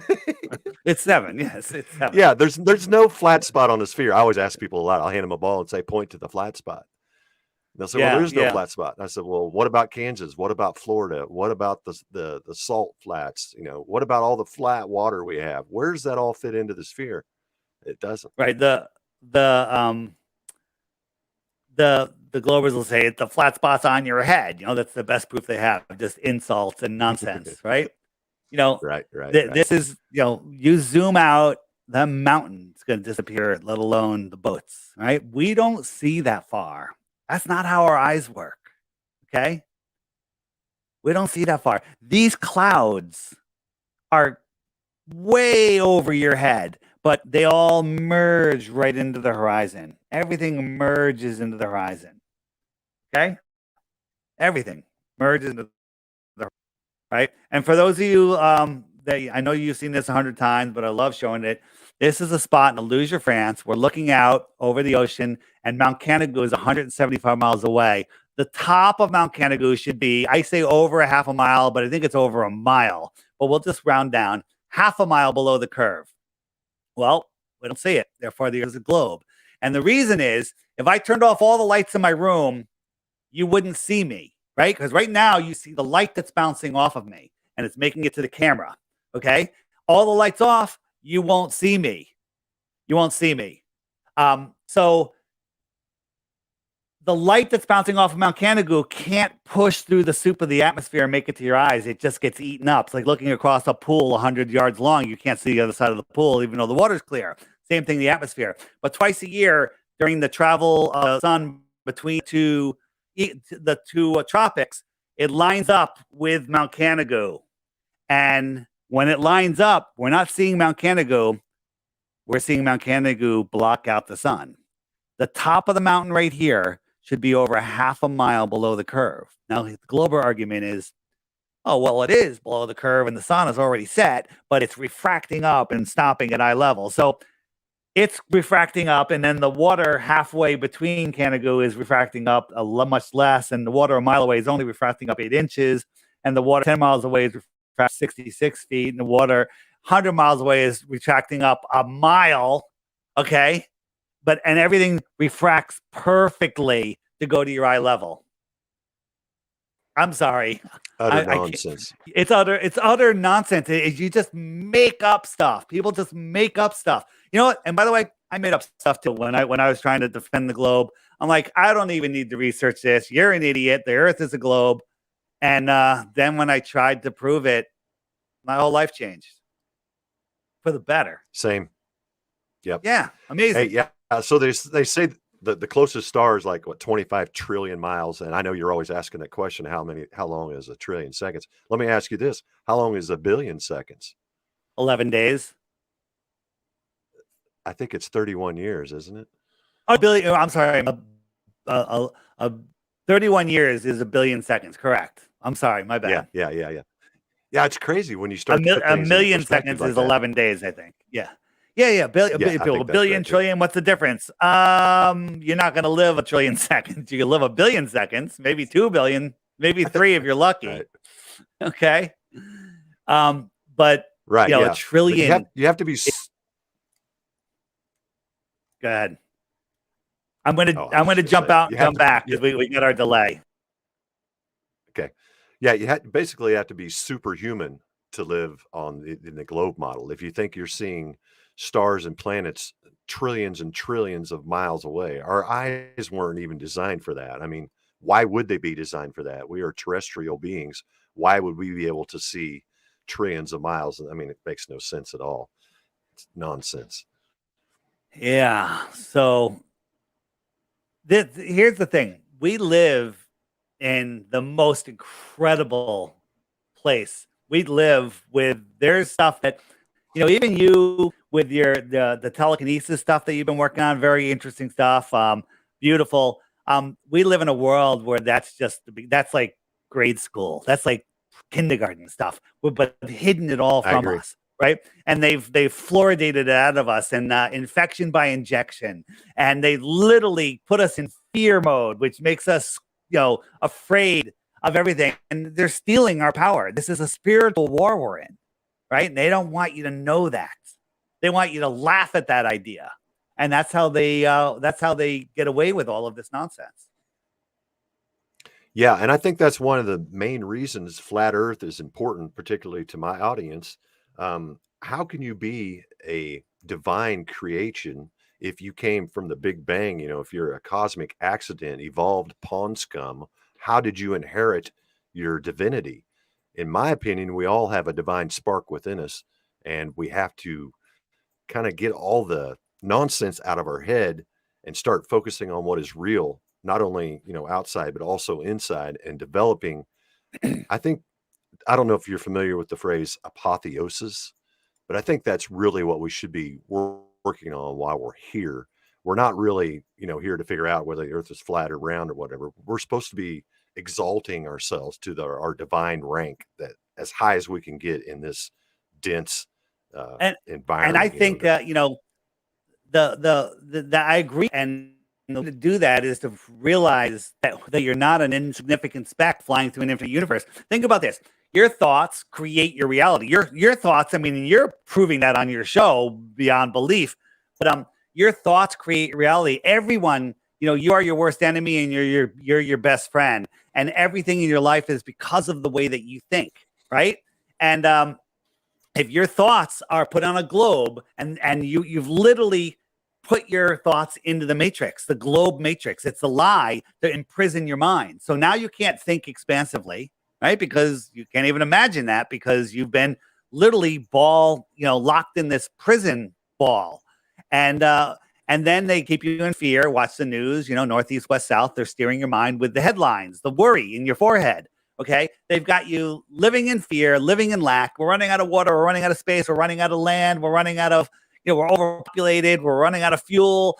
All of that is absolute nonsense. They're going to blow us up with nuclear bombs. Nuclear bombs don't exist, everyone. If that's the first time you heard this, go check out crow777radio.com, episode 053 and 400, and then you'll know that nuclear bombs don't exist. So, there's so many truthers out there, and I want to call them out a little bit.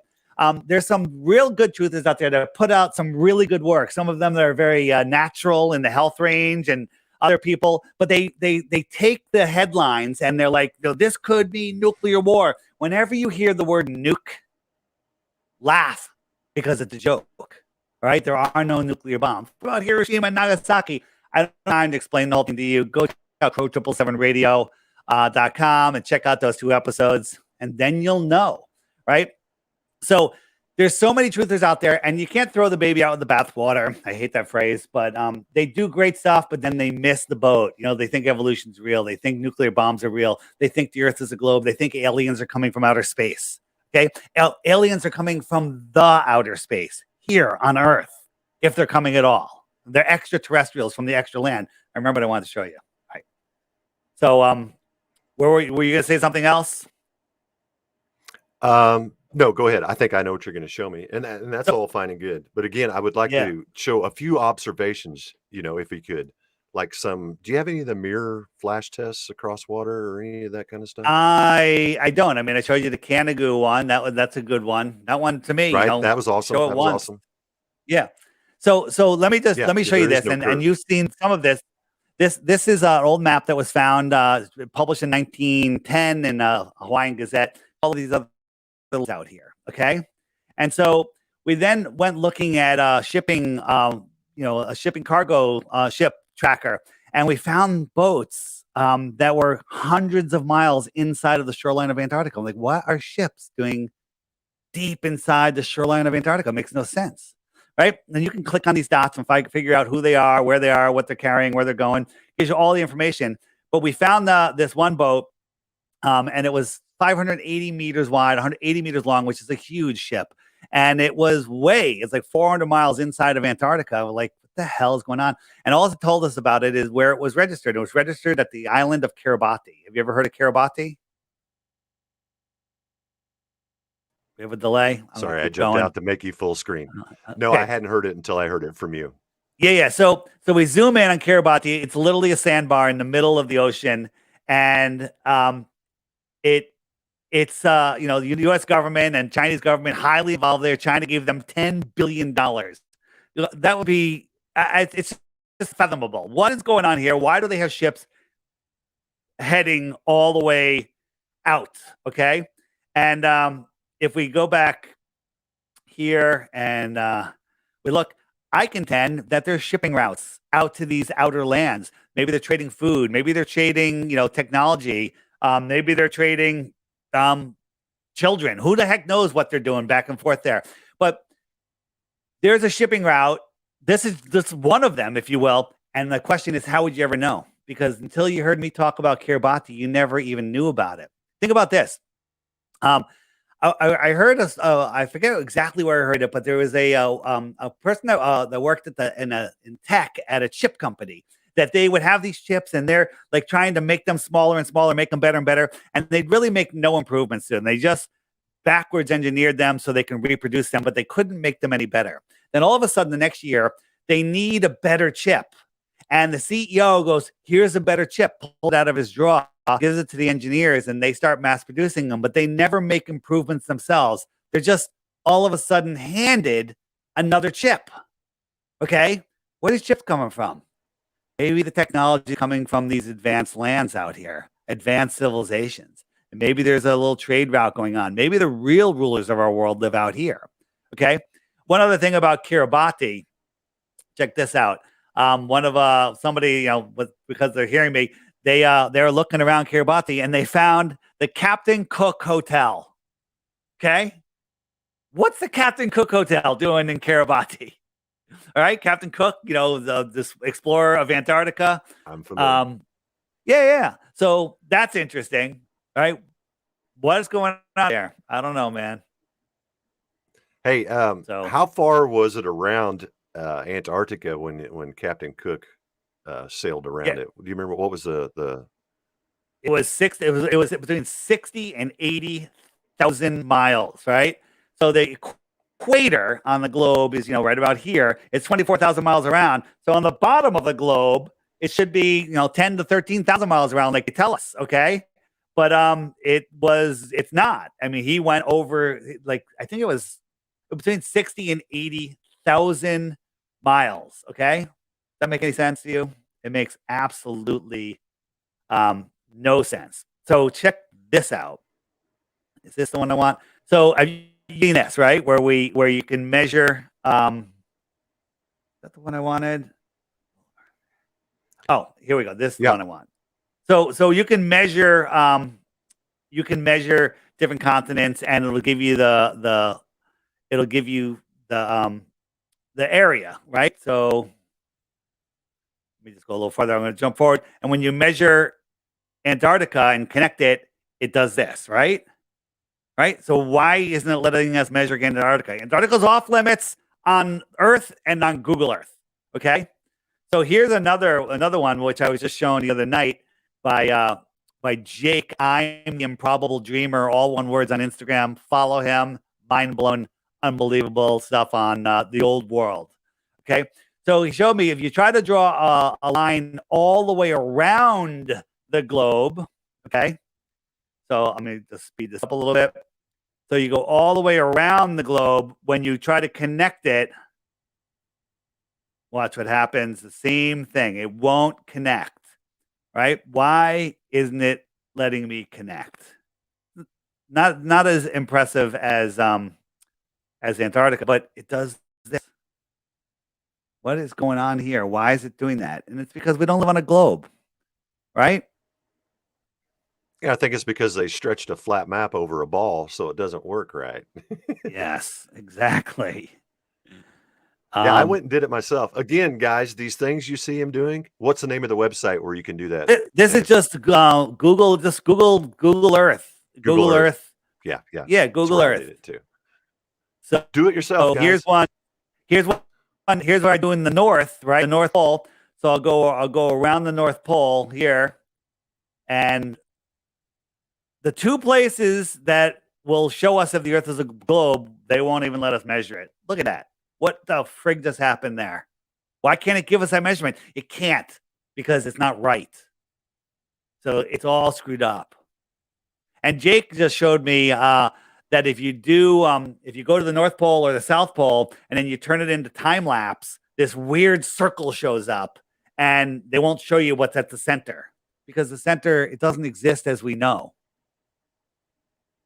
That's especially the weird. South Pole, the Hey, South. Yeah, good. Oxbow Spirit wants to know, geometrical ball also requires radius. How was the radius of 3,959 miles derived in the first instance?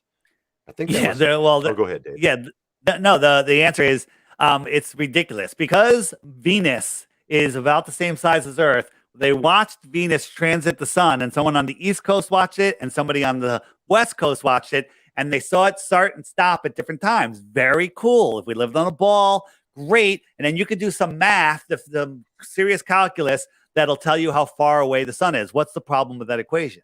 The problem with that equation is You it's have the to same thing assume. as you're assuming Venus is the same size as Earth, right? So, so that's an assumption. That's like me. Hey, you have $1 million in the bank, and I'm gonna double it for the next 3 days. 2 million tomorrow, 4 million the next day, 8 million the next day. You have $8 million in the bank. Is that a true equation? It is, but the variables probably aren't right. Okay. So assuming Venus is the same size as Earth is assuming that a basketball is the same size as Earth. We don't know how big it is. We don't know what it is. All right. But we know it's not a floating rock around a gaseous sun 93 million miles away where they're tugging on each other. I just watched a science video on the real motions of the Earth and how all the planets are tugging on the sun's holding the Earth, but the Earth is holding the sun. So as it goes around, it's actually tugging the sun. The sun's wobbling. Oh my God, the garbage! It gave me a headache. It's unbelievable the stuff they put out there, but they make the lie so big that people can't see through it. They're like, you know, there wouldn't be all these shows and all of these teachers and all of these schools and all of these scientists and all of these people are just doing garbage. They're just doing believing in garbage, total garbage. Can you show us that the Earth flying through space with all the planets revolving around us? I don't think a lot of people realize that that is the common belief. Now, I don't know what the speed of this graphic is. Perhaps it's Yeah. sped up, but Oh no, at any rate, this is super sped up. Each time the Earth goes around the sun is a year. Okay, so that's because it's just so you can see it. But this is what's happening. We're spinning at 1,000 miles an hour in a curved curve. When you're spinning on a ball, you're not flying like an airplane. You're dropping at a mile a minute if you're on the equator. A mile a minute, and you're going 1,000 miles an hour. Now, the argument that the Globers give you is you can't see the hour hand on a clock move, and that's going twice as fast. Well, its angular speed is twice as fast as, 24 hours around. However, think of a merry-go-round. Okay, you got a merry-go-round, regular merry-go-round, and you're standing outside the merry-go-round next to the horse, and the merry-go-round is spinning at 1 revolution a day. Well, you're going to be bored as hell. You're going to be inching your way around. You're barely going to see any motion because it's going to take you 24 hours just to go around this merry-go-round, which is, 30, 40, 50 feet wide. Okay. Now let's expand that merry-go-round out to 24 miles in diameter. Well, now you're walking at 24 miles in circumference. Okay. Big merry-go-round. Well, now you're walking about a mile an hour. So you got a slow walk. Okay. Now we make it up to, 2,400 miles. Well, now you're going 100 miles an hour. So now you're in a Porsche trying to keep up with the horse on this merry-go-round, trying to just go around it. And that's just 2,400 miles an hour. Now expanded to 24,000 miles an hour. Now you're in a jet fighter going 1,000 miles an hour trying to keep up with this horse. Okay. So when a Glober tells you that the tangential speed of the surface of the world doesn't matter, tell them they're retarded. I'm sorry. I brought back the word. They are retarded. Their brains are retarded. Okay. Exactly. Yeah. And here's another question for you. So wait. Hold on. Hold that question for just 1 second. That's the slowest speed. We're going 66,000 miles an hour around the sun. Right. And I rounded down 66,600, and we're chasing the sun at over 500,000 miles per hour. 3 different directions at once. None of them straight lines. All of them speeding up and slowing down. Think about this: when we're chasing we're in our orbit, all right, and as we spin around towards the sun, we're going 1,000 miles an hour, and then when we come back, we're slowing down. So we're changing speed by 2,000 miles an hour every 24 hours, up and down, curved trajectory, spinning and whirling and twirling. Okay, and then we go outside, and what do we see?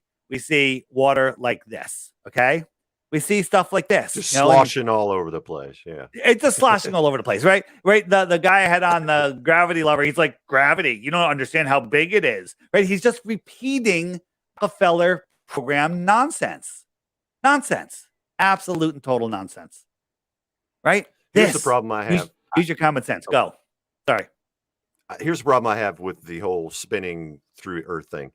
You should have a different set of stars, in my opinion, every night, but at least every season. Like when we're on different sides of the sun, we're facing out a different direction. So I have a question for Glober Dave. Why do we see the same stars repeated over and over again? You don't. But I do. The Big Dipper's in the same spot every time. At certain points of the year, it's always in the same spot. Here's what I think. Here's what I think is going on in the sky. Okay, so the sky is shaped like a dome. Like I said, the top portion is filled with superfluid, and the bodies are inside it. But it's not going like this. It's going like this. That's what I see. That's what I see from the Earth. I see it not going in a perfect circle, but rather doing this kind of a wobble. Well, that could be it. The other thing is, because we're changing our orientation to the stars. The reason you can't see some of the stars all year long is not because you're facing the other way. It's because they're up during the day. Okay, they're up during the day, so you can't see them. Right, and then they're only visible, at night for close to half a year. But it depends on where they are, you know, as far as north and stuff. You know, like the Big Dipper, we can see all year long, but certain zodiacs we can only see part of the year, and that's because they're spinning slightly faster than the Earth. If you look on my app, the Flat Earth Sun, Moon, and Zodiac Clock app, um, if I turn the stars on, and we go around, the stars are going slightly faster than the sun. Okay, so right now the sun is in this zodiac, and it'll slowly fall backwards as the stars lap it, as it laps it 365 times around, and it'll reset to where it is. But it'll go to this one for a month, and this one for a month, and this one for a month. It'll slowly fall backwards through each zodiac. But when the sun is in a zodiac, you don't ever get to see the zodiac, whether you're in Europe, whether you're in South America, whether you're in America. It doesn't matter where you are, because it's in the day sky, right? You can't see it because the day sky the whole time. It's not changing, right? But 6 months later, the sun will be over here. These will be in the night sky for you all around the world, right? And the different height stars, can't we see the North Star from the south? It's because it's farther away and it merges into the horizon. We're in the center, right? The North Star is right here, right? This circle, let me turn off the stars for a second. So this yellow circle is the Tropic of Cancer. Tropic of Capricorn is the outer circle. Everything in between this is the tropics. This is where all the zodiacs lie, within the tropics. Okay. Then we have our northern star field. Whoops. And somebody just downloaded the app. Okay. And we have our northern star field. And as you get farther away, those stars will drop just like the sun drops, just like everything drops, clouds, everything, and merge into the horizon. That's why you can't see the North Star from the southern hemisphere. However, it has been seen as far as 30 degrees south, which is impossible on a ball. It is possible on a flat Earth when the atmospheric conditions permit. Okay. And think about this. Everything inside of the Tropic of Cancer, we'll call it the Arctic area because it's close to the Arctic. Everything outside of Capricorn, we'll call the Antarctic. And it's because it's closer to the Antarctic, and everything, as I said, between the tropics is called the tropics. So what is the sun doing if you're inside of this circle? Do we have a delay? Little delay? You there? I jumped out of the screen. Okay. Yeah, I'm here. Yeah. So you know, just as long as I'm still on the screen, right? Half and half. Yep. You're good. Okay. Yeah, half and half. So everything that's inside of that circle is the Arctic zone. So if you are anywhere inside the circle, what do you see the sun doing? It's arcing around you. The Arctic. The Arctic. Exactly. It's arcing around you. And if I'm out here outside of Capricorn, South America, Antarctica, it's not arcing around me. It's antarcing. The Antarctic. Exactly. I don't Question know, man. from the chat. Go ahead. Pixel Wolk wants to know, but why doesn't a cup of water spill when she's on a plane moving at 700 kilometers or kilometers per hour? So that is I brought that up. You weren't listening. It's a pre-programmed. Everyone says, what about an airplane? I can drink some water and I could go to the bathroom. Okay, let's ignore the orbit. Let's ignore the chasing of the sun. Let's pay attention to the slowest speed, which is the spin of the Earth, but we're only going half the speed of the spin of the Earth because the plane's only flying 500 miles an hour. If you want to compare an airplane and drinking a glass of water to the slowest speed of the solar system, which is the spin of the Earth, you have to double the speed of the airplane. You have to remove the outer shell of the airplane because there's no outer shell on the globe, and you have to nosedive a mile a minute to follow the curve of the Earth. Okay? Let me know how your glass of water is. Yeah, when I was researching, I figured if anybody knows, the pilots know. So I started looking into, I've flown a plane, by the way, just a private plane, and I've flown in planes, and the horizon never drops away. It always stays at eye level, which is exactly what would happen on a plane. Plane, airplane, I mean, there's truth in the words. Sorry, I'm getting bombarded with messages here. But I kind of forgot where I was going with that. Um, Let, sorry, go I'll ahead. tell you a quick story. I was just coming back from Mexico, and when I, to use the bathroom to take a leak, and I come out, and the stewardess is like, "How'd you enjoy your trip to Mexico?" And we're talking, and she's like, "Oh, I told her I was there for long. I was there for 2 months," and they're like, "Oh, you retired?" And I was like, "Well, not really." I said, "I do interviews. I have an app, and I do interviews teaching people about the app." What's the app? And I go, "Well, it teaches you about the earth and where you live." Right? I'm trying to be very delicate, and she goes, "You don't think the earth is flat because I do, right?" And I'm like, "Really?" Oh, And cool. she showed me she's in a private group with a bunch of friends. I think they're stewardesses also, or some of them are. And she's showing me the feed. They're going over all this stuff. She goes, "We ask the pilots all the time, if the earth is flat, and they won't tell us." Okay. So stewardesses and pilots, they're all talking about it, right? And people go, "Are all the pilots in on it?" The ones that just follow the rule book, they don't fly plane. They take off and they land, and they say when they're flying, they don't even know where they are other than what the GPS tells them. GPS is run by NASA. Okay. And it's wrong. Did you want to go over flight routes, which is a good one? Yep, very good. Yeah, and Um, notice how GPS drops off once you get so far away from land, which yes. implies that they're coming from towers, not from satellites. Yes, yes, yes. So did you ever see this one? This is a flight from Germany to South America. And these stars should be wrapping over your head, right? As you're diving over the globe, it should look like this. This is an animation of what Google Earth says. You're in Germany. Let's say Germany's at the top of the ball, and you're flying to South America. So the stars that are on the horizon should be at your zenith when you dive over. But this is the actual video, and this is just the normal star rotation that we see. This star should be going up, up, up, up, up. This entire star field should be going up as they're diving over, but it's not. It should look like the animation, which is coming up. This is what they should see. But reality shows them something else.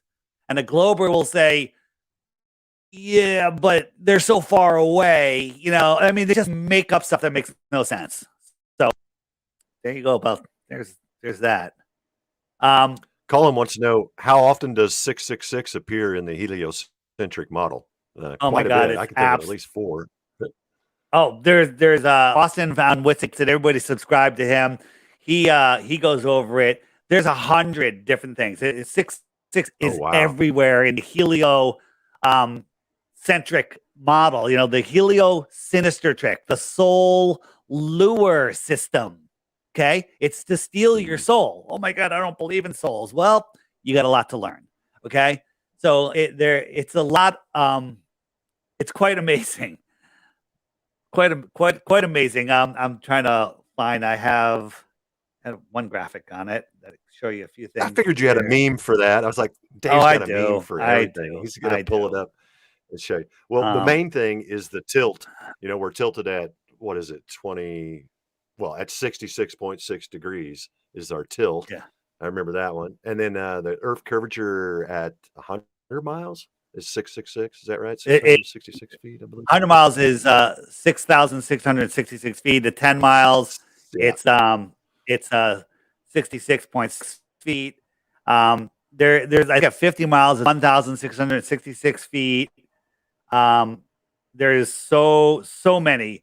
If you can read this, it's 666 feet. The sun is 66.6 degrees, right? I was like, well, 23.4, I thought, or, we'll subtract that from 90. Um, take your time, pause the video when we're done and read this. This is just a fraction of them.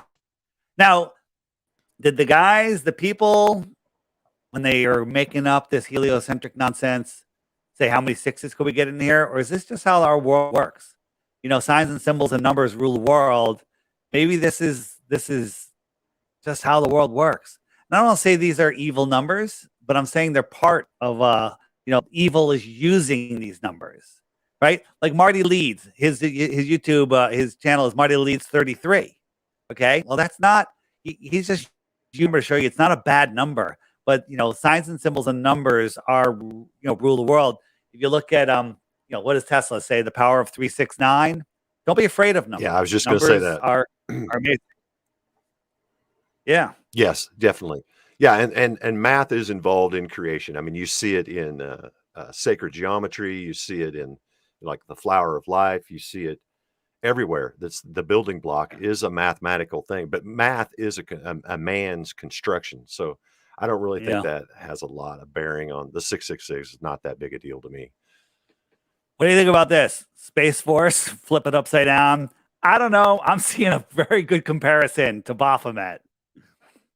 Space Force hat. Dude, you just blew my mind again. I had not seen that. Yes, Baphomet. Yeah. I see it. Yeah. I mean, it's right in front Crazy. of your face. There's all of them. They're all doing this stuff on the space station. It's all nonsense. Oh, you want to talk about the space station and how you see it transit the sun, right? Moon. I We saw have it transit the moon, but yes, or the sun. so there's different ways that that they're fooling us, and like, wow, why are they going to all this expense to fool us? Because this is how they keep us in control. If everybody went flat Earth, they lose control completely. Okay, so the way they do this is, let's get out of that. I can't look at that all day. There's a couple different things. One of the NASA whistleblower told us that they have 5 modified B-2 bombers where they're completely modified. There's certain sections of the wing that are made out of transparent material. The only thing that's not transparent are very thin metal rods, and you just can't see them at a distance. And then they have an array of LED lights that match the sun's brightness, so the sun's temperature in color. And they during at night they fly it, and that's what you see. And if you actually look at the speed that this thing crosses the sky and where you can see it, it's going 17,000 miles an hour. So when I see it on the coast in Connecticut, 8 minutes later, it should be in California, or I think it's even less than that, but I can still see it. That doesn't make any sense. Okay. And if you look at it, when you watch a crossing, and I highly recommend people to get the app and say, oh, I'm going to have a viewing and watch it. It's as bright as the sun. It's the brightest thing in the sky next to the sun or the moon. How is that reflecting sunlight so bright back to your eye? Is it a mirror?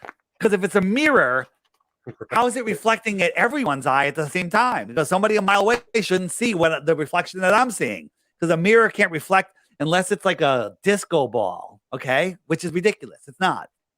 And when we watch these stupid spacewalks, and it's in daylight, it's not that bright. But how is that brightness looking as bright as the sun? It's just smaller.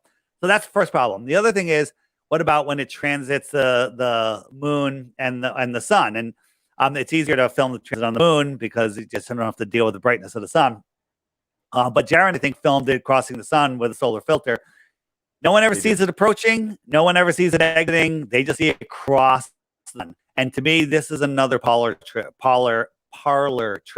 Whether they're actually flying something smaller at a lower altitude, across the moon and the sun, and letting you know exactly where it's going to be when, so you can film it and go, yep, we live on a globe. I saw something, and they did a parlor trick and tricked me. Or whether it's a some sort of projection, because some of the videos we have of the International Space Station really look like a friggin' hologram. It's kind of morphing, people can claim, oh, that's just the atmosphere. When you look into the distance, things morph, and I'll give you that.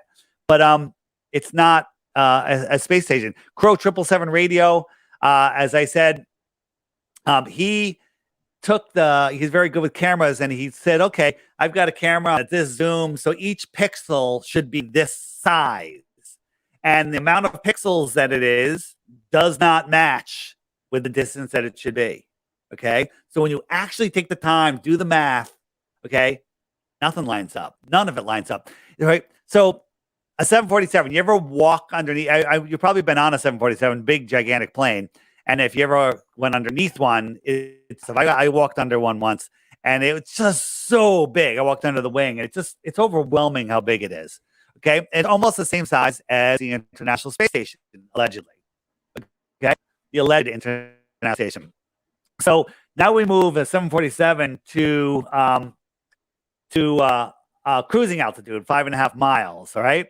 And it's now the size of a pencil eraser, right? It's tiny. When you look up at 747, how big does it look? Yeah, very small. Yeah, like tip of my Very pinky. small, right? Yeah, tip of your pinky. Right? I have a graphic somewhere that shows it. That's not it. That's just a Airfix model that they want to tell us is real. So the International Space Station here. There we go. I got something. So here is, transiting the sun and the moon, or the moon. Yeah, this is the moon both times. Here's an airplane transiting the moon, and here's the International Space Station. Interesting. About the same size, right? They're about the same size. So again, giant 747, cruising altitude. It's tiny. It looks like this. Okay. What happens if you double the height of a 747? How much smaller would it get? Could you see it? And the answer is no, you can't see it. Its angular size is too small. Okay. Well, the International Space Station is 50 times farther. 50 times farther. How the hell are you seeing this? How the hell are you seeing that? Yeah, The answer is yeah. Like I said, I'm bumfuzzled. Right, you shouldn't be yes. able to if it's what they say the size it is and the distance it is for sure. Hey, let me catch some of Yeah. these chat comments. Doug Kennedy says God is the master of mathematicians. I would have to agree with that. Pixel Wolk says, then I can be happy that I live in Germany. Oh, never mind. Let's skip that one. Okay, they say the heat from the sun travels 93 million miles through a vacuum, but the heat inside my thermos vacuum flask cannot travel through a quarter inch. I'm confused. So I guess the question is, how Yeah. does the heat So from the sun travel they 93 use million miles through a vacuum? they used to say we're in the Goldilocks zone, and but then they realized that heat doesn't travel through a vacuum. So now they're just saying the energy of the sun, and only when it hits the atmosphere does it heat up those molecules, and when it hits the ground, does it heat up the ground. I like that story. Okay, I just don't buy it. It's stupid, because the sun isn't a burning ball of gas in a vacuum, in a void, in no pressure. And the gas in no pressure expands. It doesn't collapse upon itself. Okay, gas. You know, Once upon a time there was nothing, and all the blew up, and it became everything, and then all the rocks turned into these lumpy balls and surrounded with water that make them spherical and held spherical air around them and left a void. And the other gases decided to collapse upon themselves and make giant balls so big that they could hold on to the other balls. It's absolutely ridiculous. You know what they say? Jupiter is so friggin' big that it has more gravity than the rest of the planets in our solar system combined. Okay. They also tell us that Jupiter is like 98% helium and hydrogen. Okay. Here on Earth, helium and hydrogen defy gravity. So, how much helium and hydrogen do you need to create enough gravity to overwhelm all the other planets? I can't deal with it. Okay. At what height do the stars disappear, and is there any footage of this? You know, we had some great footage of a balloon that went up in the desert, looking up to see all of the stars before it even took off. So as it goes up in the heliocentric model, the stars should get clearer and clearer and brighter, but they didn't. 60, 70, 80,000 feet, all the stars disappeared. Okay. There's only one or two videos after that claimed to be at like 80,000 feet that you can see stars. And again, I'm not sure. I don't have any verification of that. But when I flew I went to the Olympics when they were in Sydney, and I flew from California at midnight. This is long before I was a flat earther.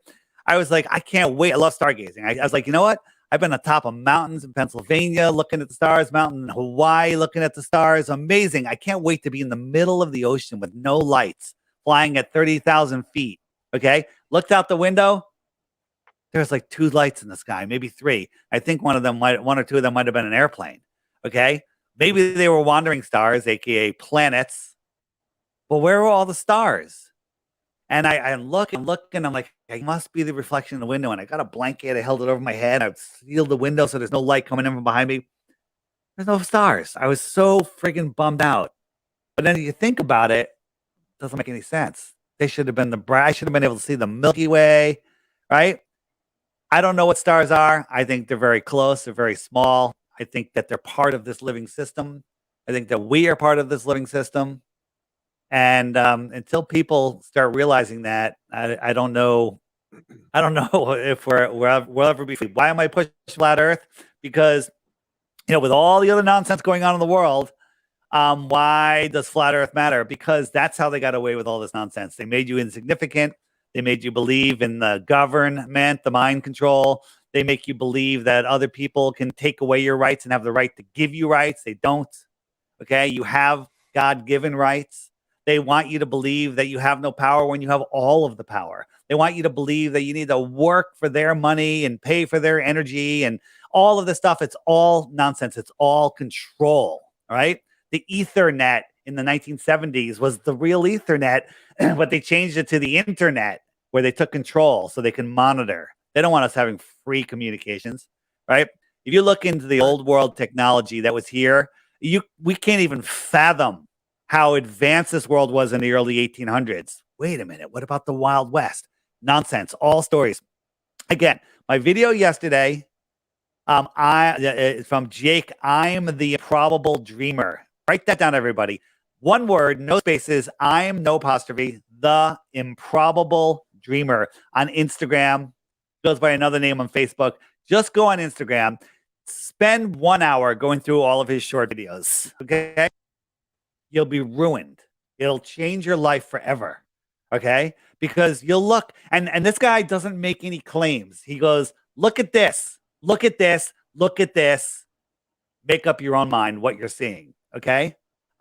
I'm the improbable dreamer. I'm going to be doing a stream with him where he's going to present. It's going to be amazing. And basically, it's going to teach a lot of people. Wow, I had no idea that our entire history was that big of a lie. It's going to teach some other people that say, oh, this old, this Atari research is nonsense. They're going to be like, I need to reanalyze my views on, what's real and what's not real. But please check out the channel. Mind-blowing stuff. Awesome. Now, I Yeah. really wanted to stay on the ground, but this question relates to the sky. Do you know what this is? Can you see me? Let me look. Hold on. That is night vision. Night vision, right? Yes.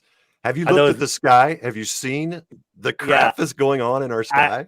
I did, and crazy. I had to put it down because it's like it's too insane what's going on up there. Now, what do you think all those movements are? Are those human, terrestrial technology? Are those part of this living system? Are those angelic? What are you seeing?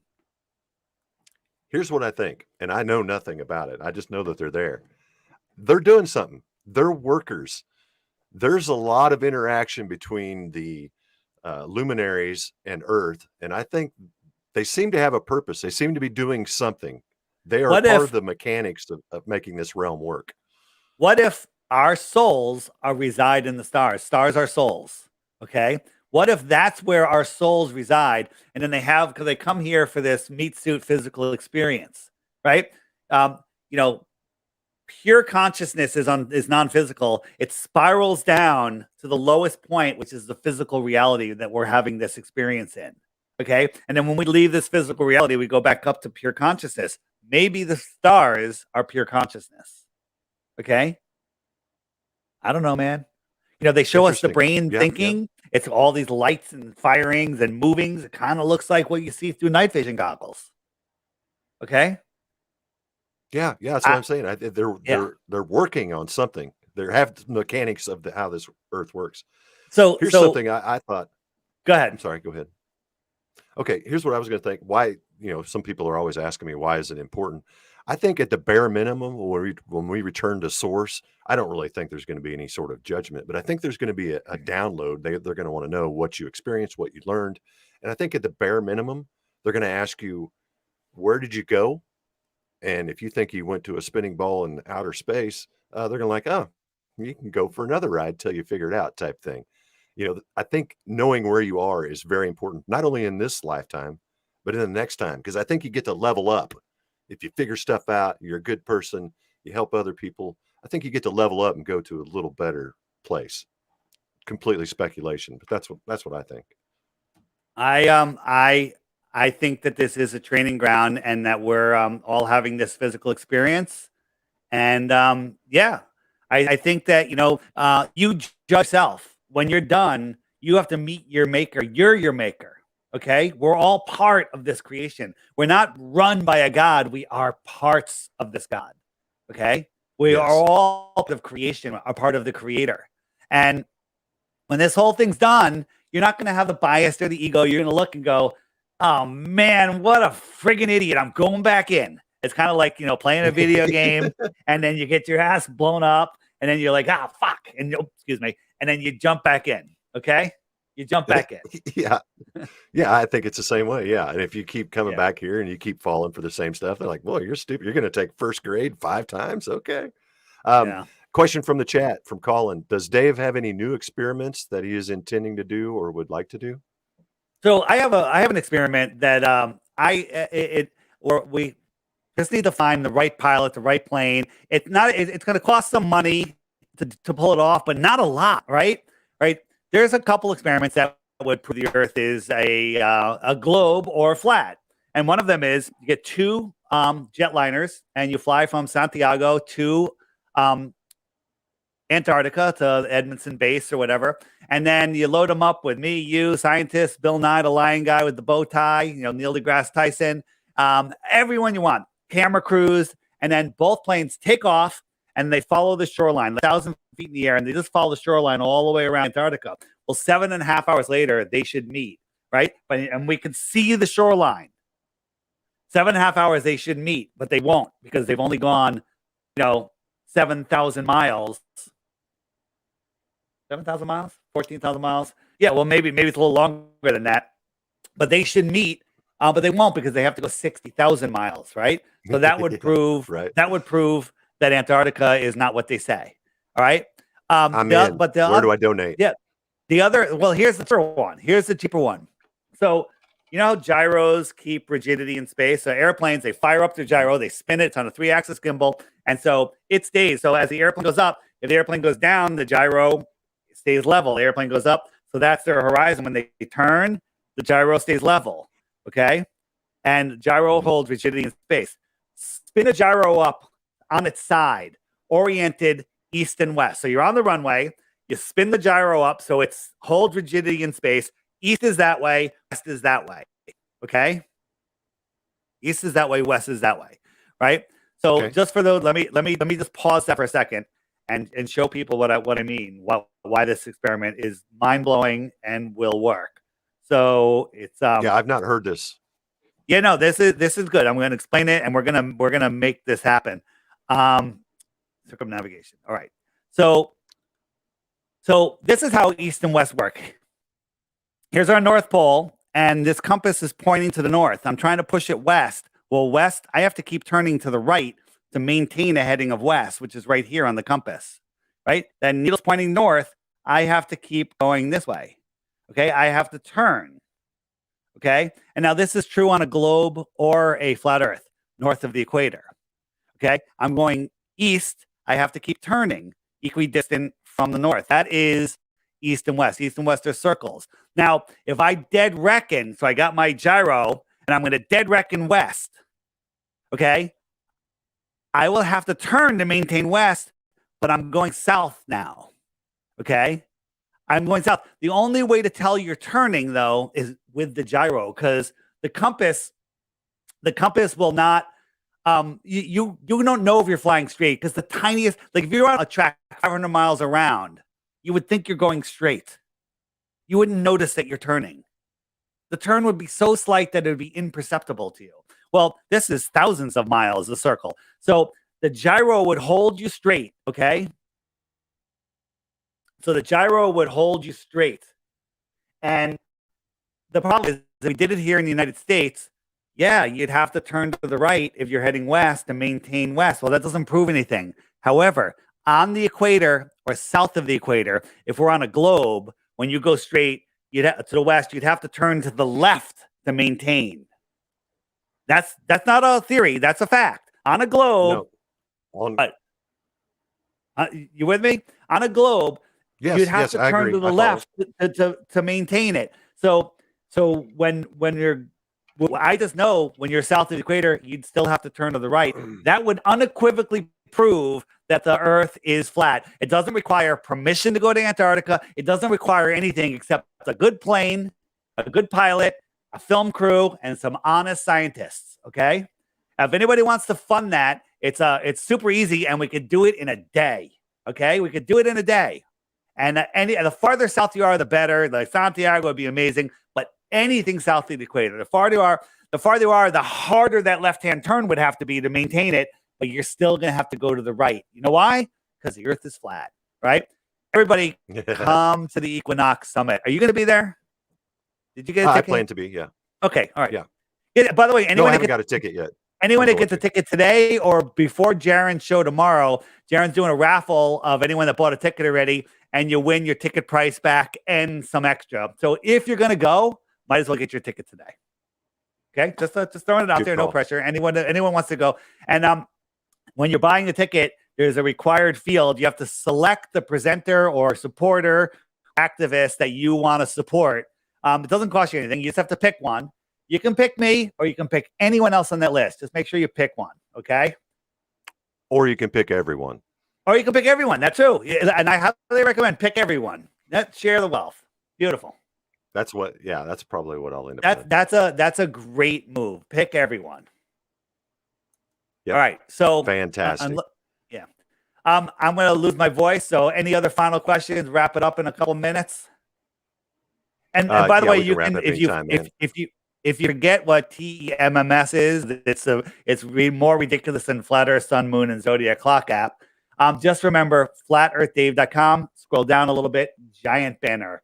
Click it, go in, get your tickets. You can get the app at flatearthdave.com. You can book me for a show at flatearthdave.com. You can find the tickets here at flatearthdave.com. You can find the crash course, which is free. You can find the app. Everything's there. Check it out. Awesome. Free yourself from the Matrix. Thank you so much, Dave. Free yourself from the Matrix. Absolutely. All right. Absolutely. I have a closing question. Do you believe in psychic abilities, or do you know psychic abilities exist? Oh, I know they exist 100%. I mean, it's and every day, every year, every day, it's been coming more and more clear to me. The ability for things to know what's going to happen, to see what's coming, and telekinetic powers. I totally believe it. All right, but it's a frame of mind. It's a focus, but they've got us going so crazy in fear. It's so busy that no one, you're not bringing your mind down to the level or, up to the level that you need it to be. That's why people don't believe it. Right. Yeah. You're always talking about how we create reality, and telekinesis demonstrates that in real time. 100%. 100%. Awesome. So, well, you're the man, Dave. I really appreciate it. Last thing. I know we have a little delay again. Have you watched the two films, Level, and then The Next Level by Sean Hibbler?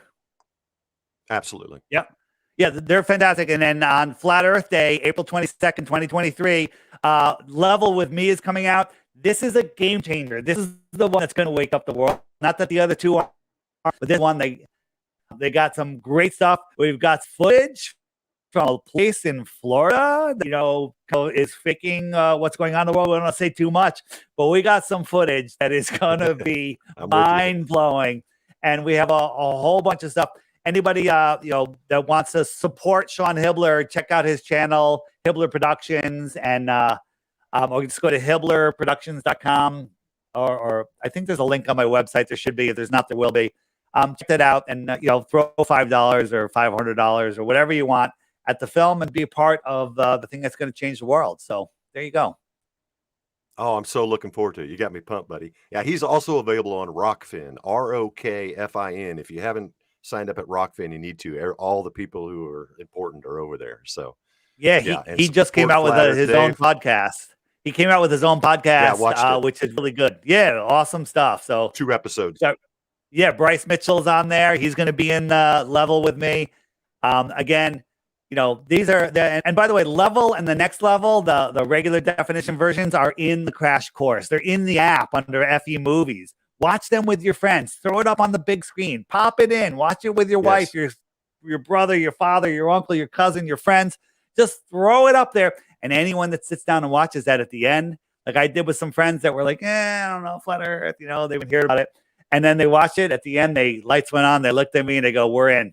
We're in. That's all it takes. That's all it takes. That's what it's all about, man. That's what Yeah. it is all about. All right. Well, I hope you've helped a lot of people and continue to help people. Every time you do this show, you're awakening somebody, and that is some noble work. And I admire you and I appreciate you, Dave. Thank you so much for being here. I appreciate it. And every time I tell the story that at the beginning, I ban people from for social media for mentioning flat earth. No, I'm talking about you. I feel that every time I hear you say that. I'm like, yeah, it's true. I know he did. Yeah, he thought I was stupid. Yeah, very good. I did. appreciate it, man. All right, man. That's Thanks. wonderful. See ya. Awesome. Thank you so much. You have a great night, Dave. All Thank right, you, everybody, for joining us. We'll see you next time. Peace out.